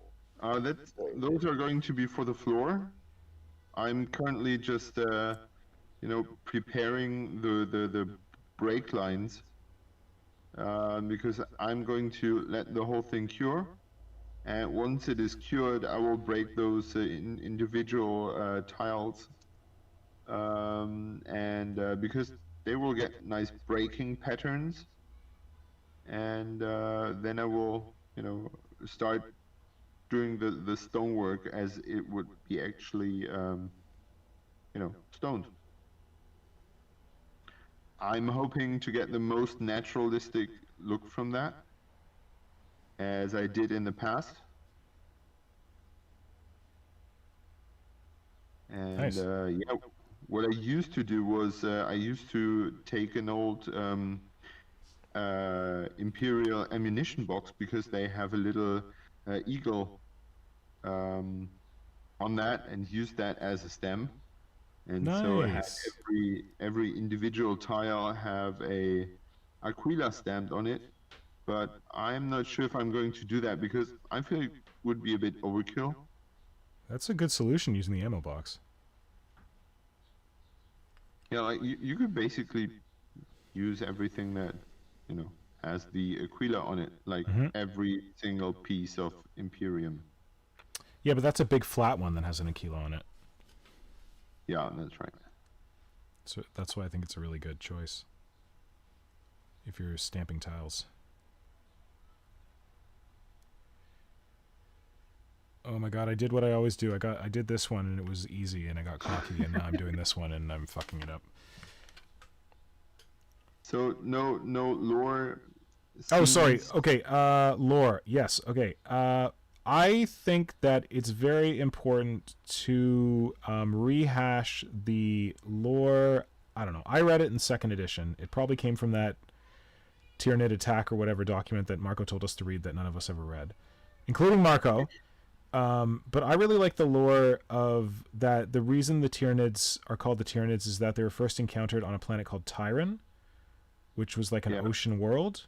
And that the Imperium had never encountered them before, and they basically destroyed the world. But the reason humans know, or like the Imperium knows about Tyranids, is that they created a codex and they plunged it into the core of the planet.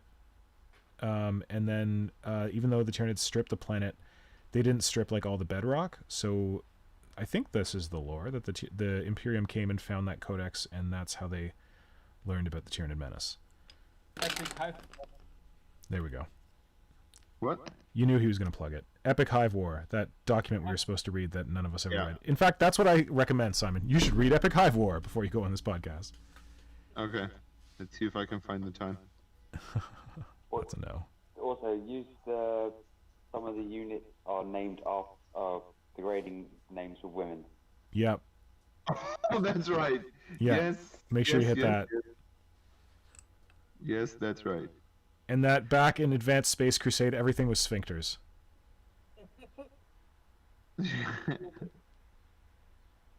Did you guys know that how the Tyranids are supposed to be attracted to this galaxy?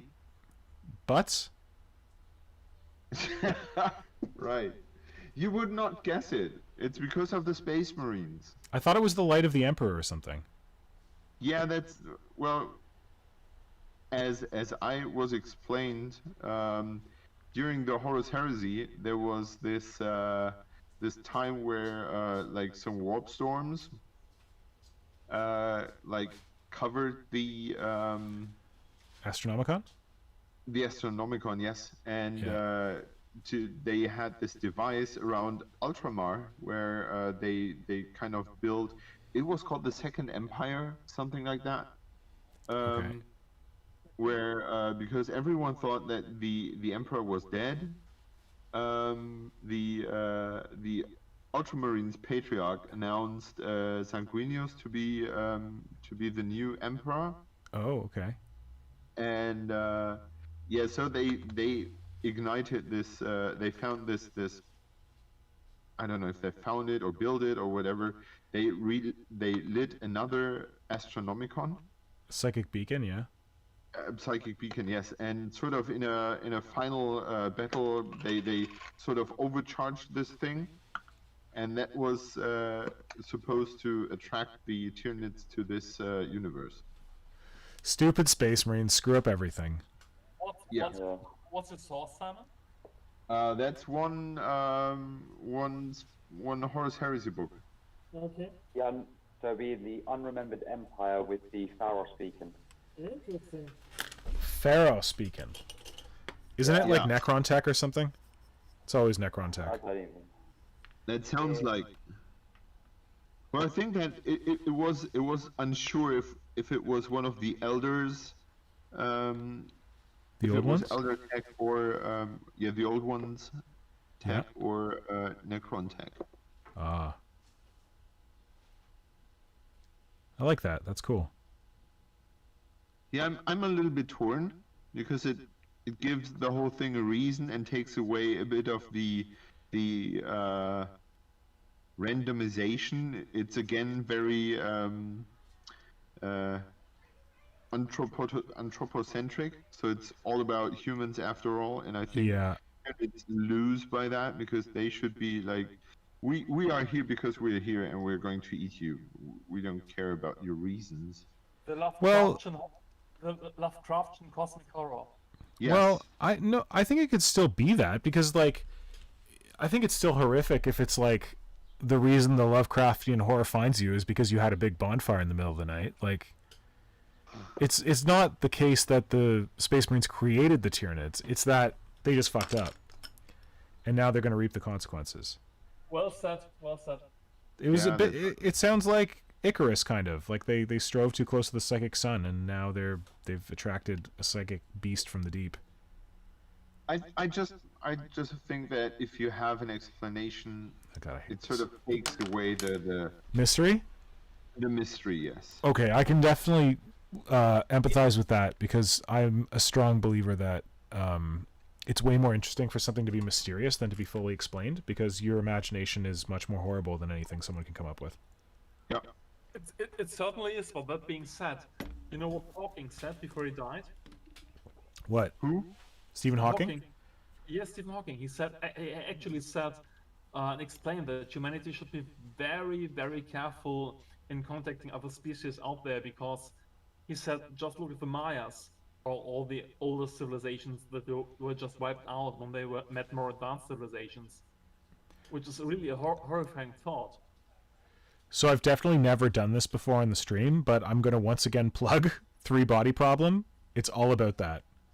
Okay. Sci-fi series. It's called The Remembrance of Earth. It's all about that kind of idea. I remember. I haven't read it so far. How's it called? Three Body? So the first book is called The Three Body Problem, but the trilogy is technically called the Remembrance of Earth trilogy, but it's like Game of Thrones, where like the first book is called Game of Thrones and everyone just calls it Game of Thrones. So most people refer to it as like Three Body Problem. Just noted right now. It's so like, oh god, it's so good. It starts off slow, but it's very good.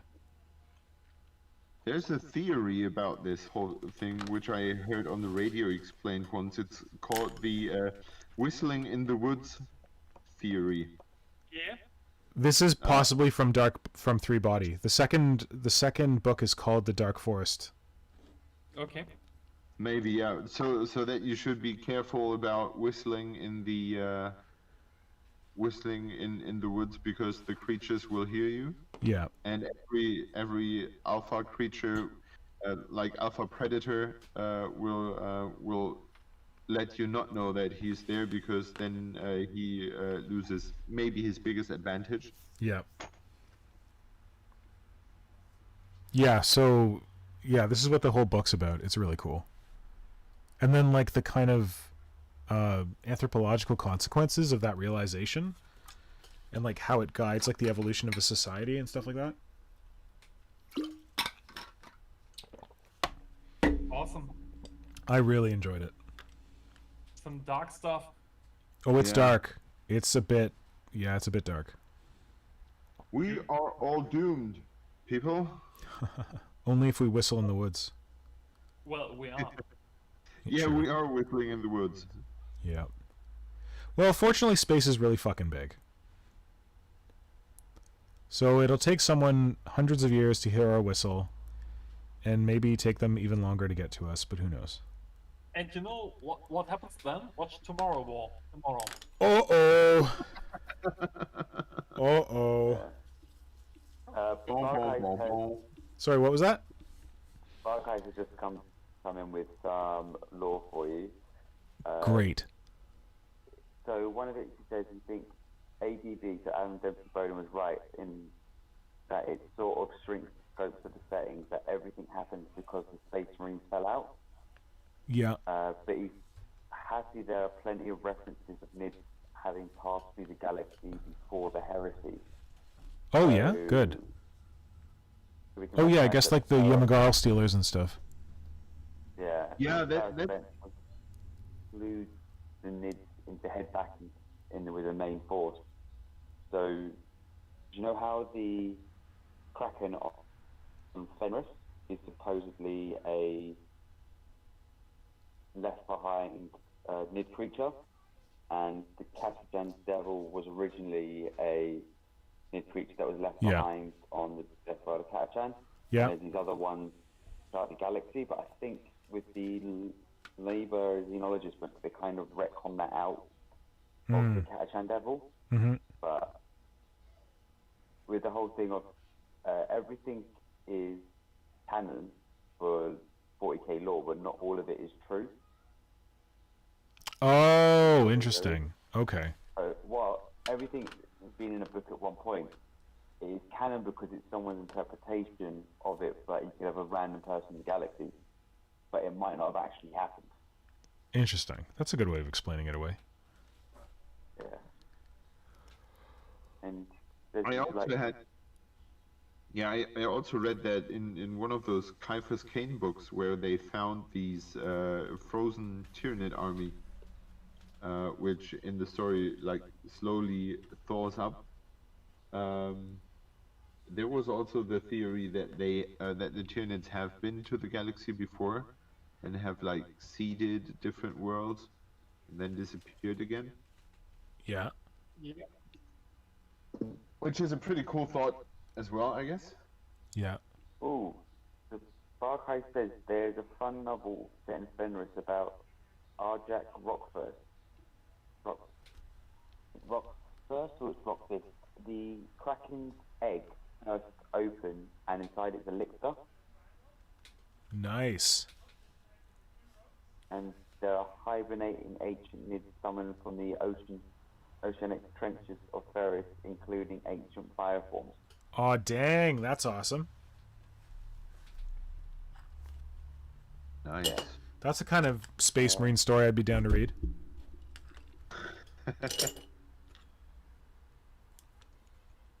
Kazan goes, he likes the idea of the Tyranids being a creation of the old ones created to preserve genetic diversity in the universe, and once they ate everything and starved Necrons, the Tyranids go in reverse and reseed everything. Yeah. I like that. That would be a good idea. See, that to me... That's my theory as well. See, when you assume that the gods of the Eldar are the old ones, because they are like the firstborn children and they get all the technology and the webway and everything. So assuming that the Eldar gods are the same as the old ones, and during this fight between the Necrotier and the old ones, there's just one old one who survived, and that's the Laughing God. And I cannot remember for the life of me where I have read that, but the Laughing God was supposed to have left the universe. So when you look at where the Tyranids are coming from, they're coming from outside the universe. So my theory would be that the Laughing God has created the Tyranids to collect all the biomass in the galaxy. Then, when all the biomass and all the souls and everything is destroyed, the warp is destroyed as well. And he also has then gathered in the Tyranid hive ships in the Norn Queens all the genetic material which is needed to rebuild everything. Whoa. I really like that. So basically the Tyranids would be nothing else but a massive vacuum cleaner. So, I don't know. I like that because I feel like when I was first getting into 40k, like I liked Tyranids and they were cool because they're like monsters and stuff. But there was, at that point, there wasn't very many like Tyranid stories. Like all of the fluff was told from like an Imperial perspective and the Tyranids were kind of in the background and whatever. But I liked the whole like Lovecraftian horror, whatever, but I also was a little bit frustrated that Tyranids didn't seem to have any purpose. It's like they're just gonna destroy everything. It's like, okay, but what else do they do? It's like they just eat everything. It's like, okay, but like what's their motivation? To eat everything. It's like, great. So I like the idea that they have a motivation that's unknowable, and like greater. Yeah, that really speaks to me. And I don't know. I'm really down with like the old ones. I don't do much fluff, but I fell into a fluff hole and I learned about the Krork. Have you guys heard of the Krork? Yeah. Yeah. The idea that like the orcs were a creation of the old ones and they were like super advanced technologically, but they've like de-evolved ever since and become less powerful. Like they used to be like super powerful. Okay. Anyway, that's cool. I just like all the weird old one stuff. However, I want to point out something that Bargaze posted in the chat. In this crazy story from Space Wolves, Fenris, whatever, he says that at the end, there's a huge fight on the beach outside the Fang with all this old epic era Nids, with the Lictor incorporated into a dominatrix as the rider. Okay, guys? Fuck all this. I know what I'm doing now. I need to make a dominatrix with a Lictor incorporated as the rider. That sounds so badass. Get out of here, Tyranids. You're wasting my time. Get out of here, Death Daisy. Get out of here, awesome Lictor. It's all about Lictor. Here, this will be the Lictor dominatrix.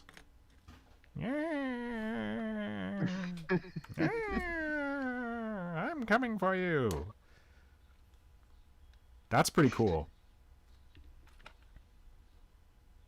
Oh Jesus, yes. When you mentioned about the grots, there's not the grots, the Krork. There's also something in the lore about that the grots used to be in charge of the orcs. That's a little sad. The old ones had given them something that food or something they took regularly that made them smarter, so they could control the orcs. But over time, because the old ones got blessed or got killed or whatever, they lost access to having it as much, and so the orcs being we're bigger and sounding like cockneys, basically just beat the grots into being their, instead of being in charge, to being the ones to do everything. Oh my god. The orcs do before. I was gonna say that's a bit sad, but don't we have that character who's like trying to make super grots? The grot supremacist. I think it's Wazag. Yeah, that new awesome model. With the wild ham. Oh god, he's so good. Yeah, he's awesome. You've seen the original model for him? Yes. I just still prefer that one. He's amazing as well. Well, in my theory, or in my understanding, the orcs were sort of the second generation of the creatures made by the old ones. Because, as described in this xenobiology book, or what's it called? Xenology. The Eldar are pretty bad at reproducing. They take like forever to get one child, and that's very counterproductive when you want to build up an army. And therefore, they sort of swang into the other, the other direction, something that reproduces like crazy. Mm-hmm. And doesn't need much thinking, so the orcs would be then the perfect biological weapon. One thing that... Tell that to Cripeman. What? What? Tell that to Cripeman. Inquisitor Cripeman. What is that? how much the orcs are a perfect weapon, because they reproduce so quickly. Yeah. Crabman? Inquisitor Crabman? He would Yeah, think I know. that the Tyranids are the perfect weapon because they produce even quicker. Is this what we're getting at? Yes. Okay. Well, but wasn't it his brilliant idea that he tried to shoot down a Hive Fleet into this Orc Empire, and now the Tyranids are getting even stronger? Absolutely. Brilliant He's a guy, yeah? Yeah, Brilliant brilliant man. Smart He is. dude.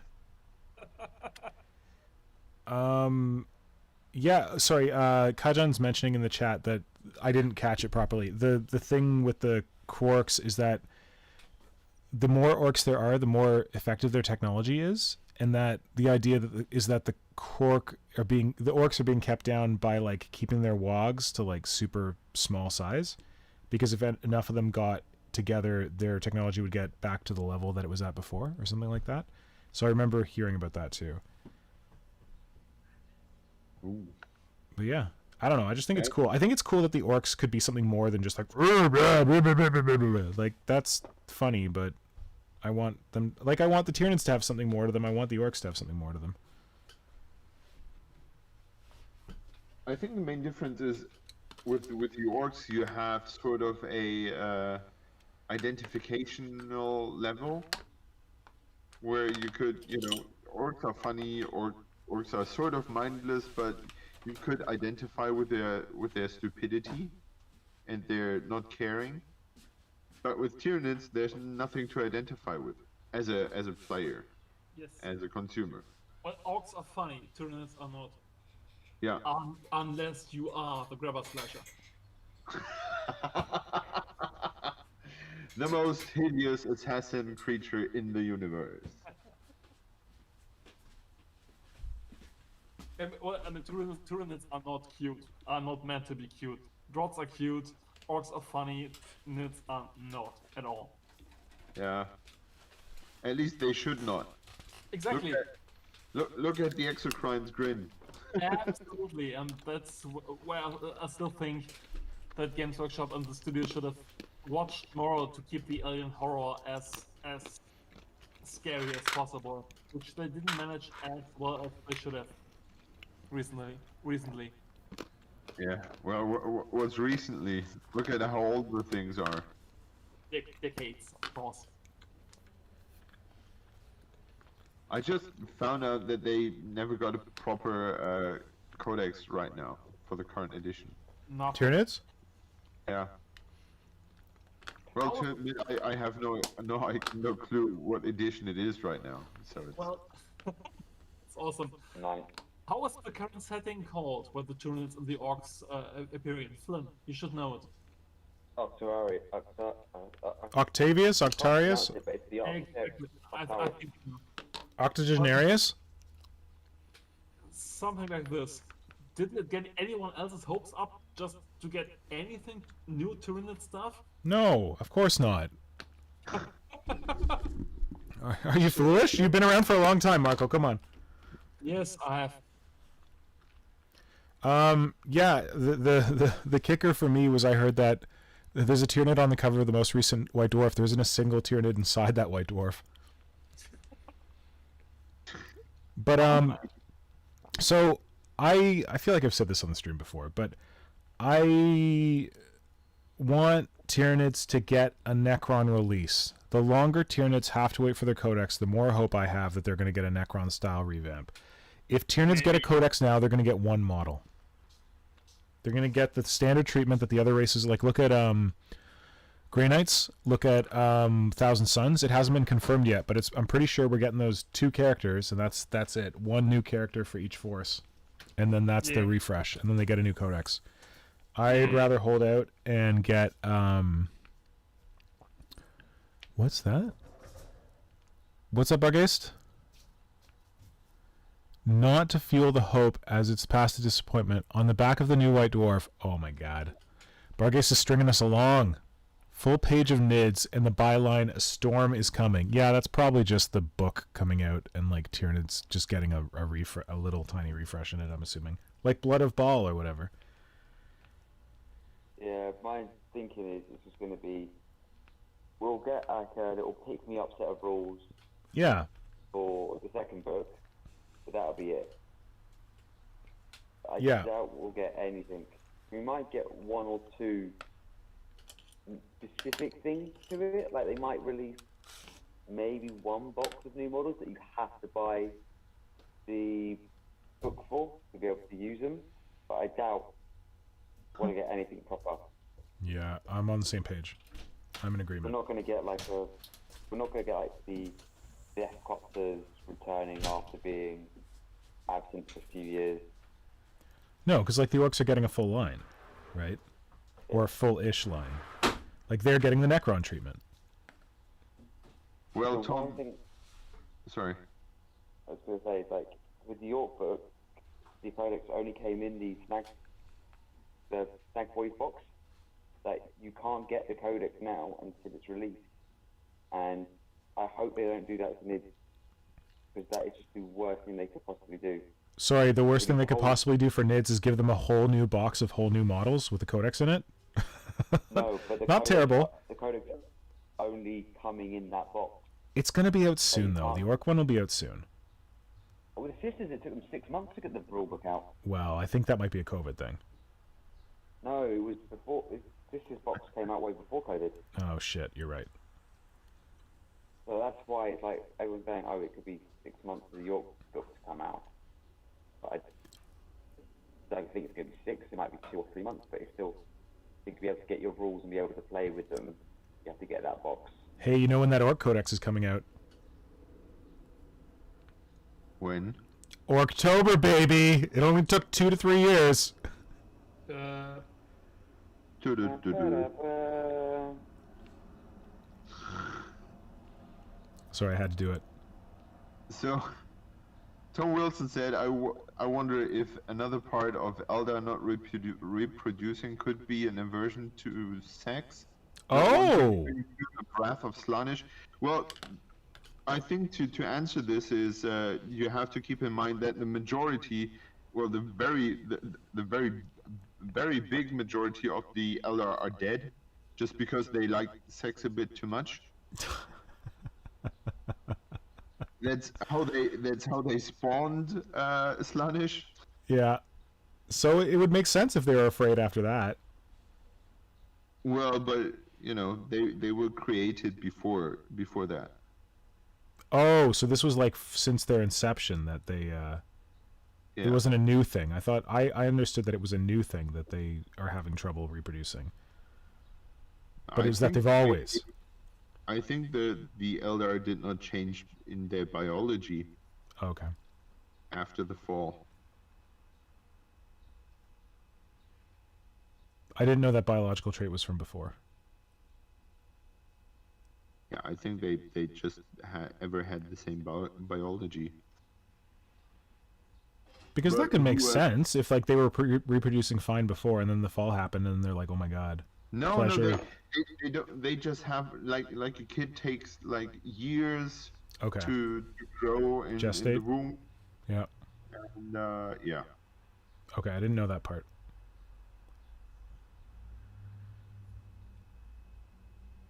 Probably because Okay, they're this- based on elves.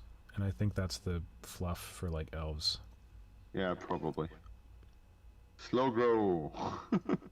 Okay, guys, I have to admit I gotta go. I'm old, I'm tired. I'm gonna have to go get up early in the morning. Sorry about that. That's okay. Thanks for hanging out. Yes. Have a good night, Marco. Have a great evening. Have a good time. See you. Have a good night, buddy. Bye. Bye. Thank you. Bye.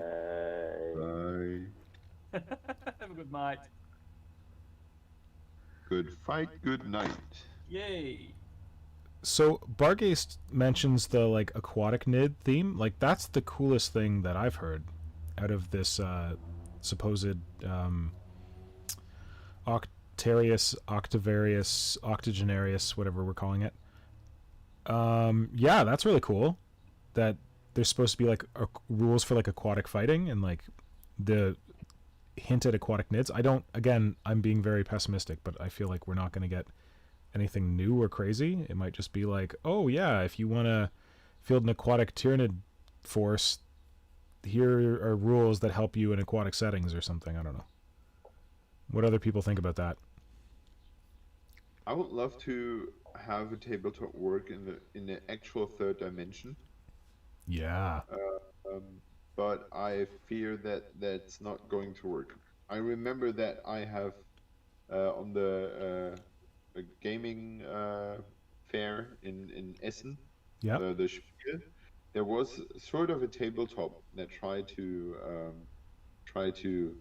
mimic that with rules where they were, sort of having some sci-fi thing where everyone was floating. But Yep. I think you cannot really have the rules work with that. You always need that tabletop to stand on. Either it's higher or lower. Yeah. And I think to translate that to a aquatic theme would be really, really hard to make it a believable, transition. I'm just But assuming everyone could fly, and that's how they'll deal with it. Like the rules for like flying. Yeah, And then just normal fly. terrain. Yeah, you just cannot use any. Well, I know there's a tabletop that plays underwater. There's a game? Yeah. Oh, okay. And there are even rules for Frostgrave underwater, I guess. Oh, nice. But I think they all assume that everything plays on the ocean ground. Yeah. And but on the other side, I have built those aquatic knits back then, and they were so amazing. I've got one right here. Oh, you have? Yeah. So that table that we made that you supplied an aquatic nid for. Yeah. Most of the table went in the trash, but I made sure to save one part of it. Nice. Well, I saved all the like Tyranid terrain, but yeah, I keep telling myself I'm gonna dig this guy out of here, but I haven't dug him out of here yet. Here's his little gene sealer friends following him in the river. So cool. Coming to kill these unknowing Cadian dudes. So good. Although he lost his scything talent on this side. That's cool. Yeah, but here's an awesome aquatic Tyranid that Hydra made. Yeah, and as a wedding gift for Marco, I built like our 3 Hive Fleets in aquatic knits. Well, we each built. You built Marco's and yours, and I built mine. Yeah, that's right. Oh, so cool. I wonder if he still has that. That was his previous marriage, so I don't know. But yeah.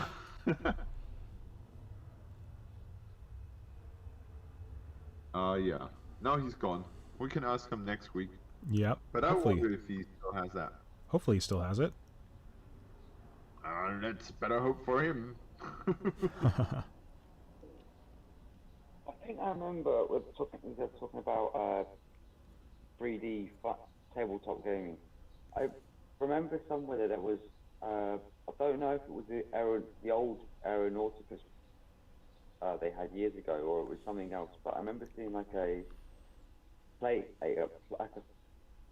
flying model that was actually like a plane or some sort, and the base had 3 different like click counters onto it, where it was like, I can't remember what 2 of them were, but I remember one was like what height it was at. Oh, so cool! So you can keep track of it. You could keep track of like, oh, this plane is on height 4, this one is on height 3, so it can go underneath it and. Oh, that's a cool setup. From below. Yeah. And vice versa, it could shoot downwards, but it's just having that sort of thing. I don't know if they do it with the new Aeronauticus rules, because I haven't bothered to read them or learn it. Yeah. Because they haven't got the one thing, or they haven't got Tyranid flyers. Exactly. Why would I care? There's no Tyranids. Yeah. I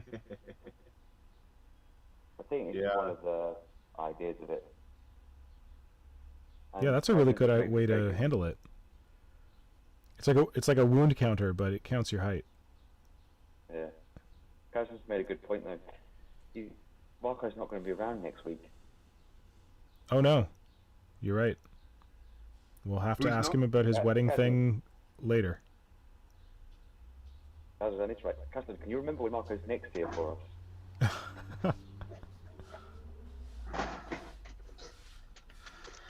I feel like being so close to this Gene Stealer cult thing, but it's so far away on this at the same time. Yeah. And that really bothers me. Yeah. Because I actually thought those Vanzar were the perfect solution for my high-tech cult. Well, they're awesome high-tech models. Yeah, You but just have to cult them up. They look so squatty.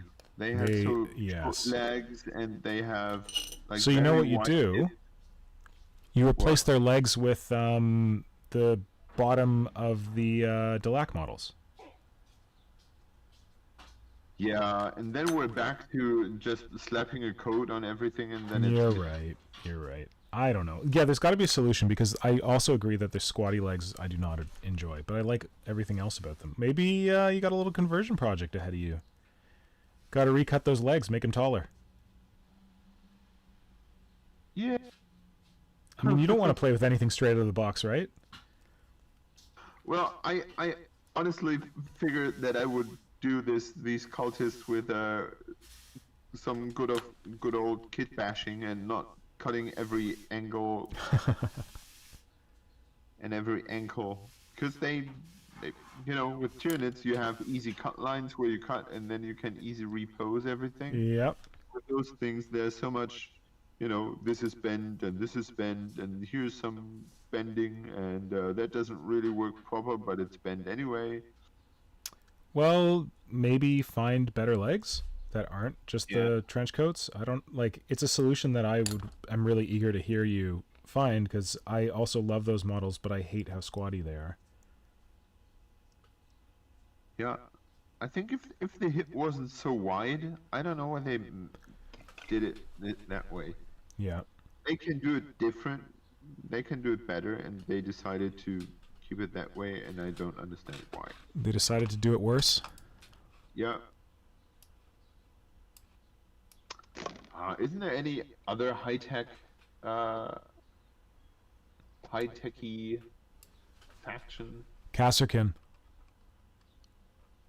Do they have plastic models? No. No. They are very. They're super out of. Metal. What? Metal ones. Oh, are they do they go for a lot now? Yeah. So. Oh, sweet! I've got some. Maybe I should cash them in. Yeah, they go for at least 80 quid. But if you have like the whole set with the X2 special weapons. Yeah. Put it up to about 140, because the special weapons alone, the plasma and the melter, go for about 20 quid each alone. Are you serious? That is amazing. Did people not buy them when Games Workshop did the made to order? People didn't really know, and it's also, you get some people going like, oh, I really like these models. How do I get them? Because they see other people with them, and it's like, oh yeah, they don't make them anymore, and you've got to go and. Oh Jesus! I definitely need to get back into the basement and get my stuff organized, because I know that I have a blister of 3 of them, and a special weapon blister and a sergeant blister somewhere. There you go, buddy. There's your kid's college fund. Sounds like it. As Tasman does point out, you've got the Tempest sound. God, I'm so pissed that they aren't more high tech. I really wanted them to be like Kasserkin, but they're just they're very gothy. Who is? Yeah, they're similar. But the new Stormtrooper models they made, the plastic ones. Yeah. They basically took because Stormtroopers were always pretty high tech, but they made them all gothic. They've got stupid knight armor on. I mean, not entirely, but the breastplates look very gothic. The pants are probably a little better. Their heads, they have some heads that have kind of special forces look, but their armor and their breastplates are. They're chaos or loyalists. And the sergeant even has a spike on his head. Are you serious? Yeah, I didn't love them. I think that I was waiting for Kasserkin, and those are not Kasserkin. I'm sorry, but oh Jesus, they're bad. So if Kasserkin are going for that much, I'd consider selling them were it not for the fact that I love those models so much. I'm really glad I got them when they were made to order. What? There were some Necromunda other dudes in the heavy armor. Some. Oh yeah, you want the subjugator or the Palatine enforcers. They're very techy. Palatine enforcers. Enforcer. Yeah, well, they're very bulky, right? Yeah. They're pretty cool. They're very cool. I got some of those. I think they have a little bit of those spaceship. There's the special forces on spaceship that have this special, not very deadly ammunition, but those stopper guns. Oh, the Adeptus Arbites? Is that what you're thinking? Or no? No, they're on the planets, but they're. Oh. I think they never had really models. They were just part of the story of the lore. Oh, I don't know those ones. Do you know these, Flynn? Those security guards on the ship. Oh wait. On spaceships and stuff. Yeah. They make me think of them because they look so brutish. Like one of them will fill up a corridor, and no matter how much behind them, they will be choked in that corridor because there's just one of those dudes standing there. Yep. Nah. Leaving no idea. Ah, very cool. I really like those enforcers. And there's two sprues. There's one of just like normal police officers, and there's like even bulkier ones. So I don't know if you're looking at the super bulky ones. I would be happy. There's Palatine enforcers and Palatine subjugators, and I think the subjugators are more bulky. Oh wow! So they are the Terminator size. Not quite that bulky, but yeah. They got shields and everything. Yeah. And this weird, I don't know what's that weapon that has like. Oh, the ram? Yeah. It's basically for breaking down doors. Yeah, but why is he carrying that to a gunfight? Because it's Necromunda and there's doors and shit. Okay. They're like riot police, so they have to like bust in and like take people out. I like that they did those weapons, but seriously. Yeah. Why? Like the orcs, the new orc models, the commandos, they have a weapon like that, and I just look at it, I'm just like, oh, if I buy those models, I'm never equipping that weapon because it looks bad. You are buying orcs? I know, eh? Did I not tell you? No.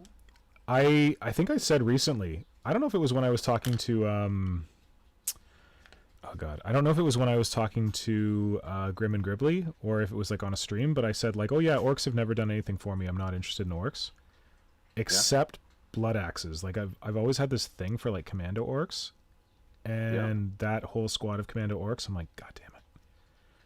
Well, it's just a kill team. I mean, that's not an army, right? I mean, like I could justify that.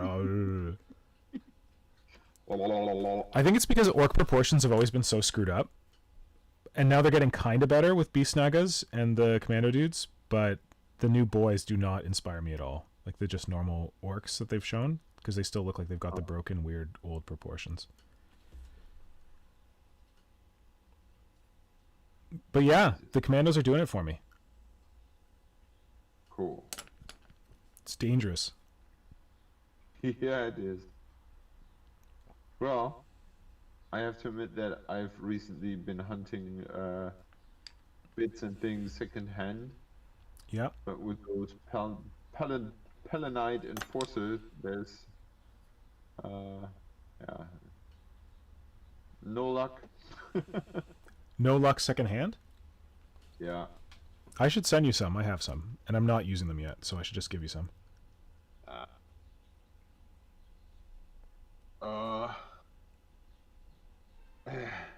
I don't know. I just feel a little bit stupid that I have these Banzars now. Well, their guns are really good. You can sell the face masks to make back all your money. Because I think people really want those face masks. Good point. And the weapons are pretty cool. And I really like those shields.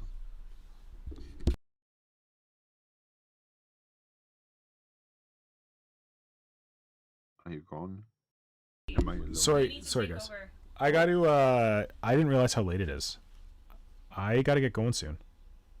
Oh, that's right. Like right now, yeah. I was just reminded by my lovely Norn Queen. Soon is wrong. Now. Yeah, I didn't realize how late it was. I was expecting you guys would be like, "Oh, it's so late. Let's go to bed because we live in Europe." Apparently, you guys are night owls. I have holidays. Oh, lucky man. Yeah. Yeah. Enough time to clear out the weeds in the driveway the whole day. Yay me. Holidays just mean a different kind of work. I feel like that should be a German saying. What? I'm lucky enough not to be on a stupid o'clock shift tomorrow. Oh, good. That's why you're still up with us. Well, praise be to that. Okay, well, I gotta go. But thank you all for joining the stream, especially at the beginning when we had all the stupid technical difficulties. But really, if you're on the stream, you know that we live with technical difficulties. They're the fifth member of the stream. It's all good. Yeah. But I'm glad we didn't have the stupid audio crap that we've been dealing with for the last 3 streams. And yeah, and I'm glad I got some actual creature stuff done, but look forward to some more creature stuff from me soon.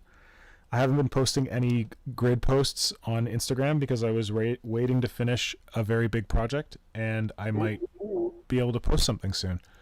So yeah, that'll be coming probably first thing tomorrow. We are excited. And I will be screaming I'm unworthy the whole day. Well, thanks.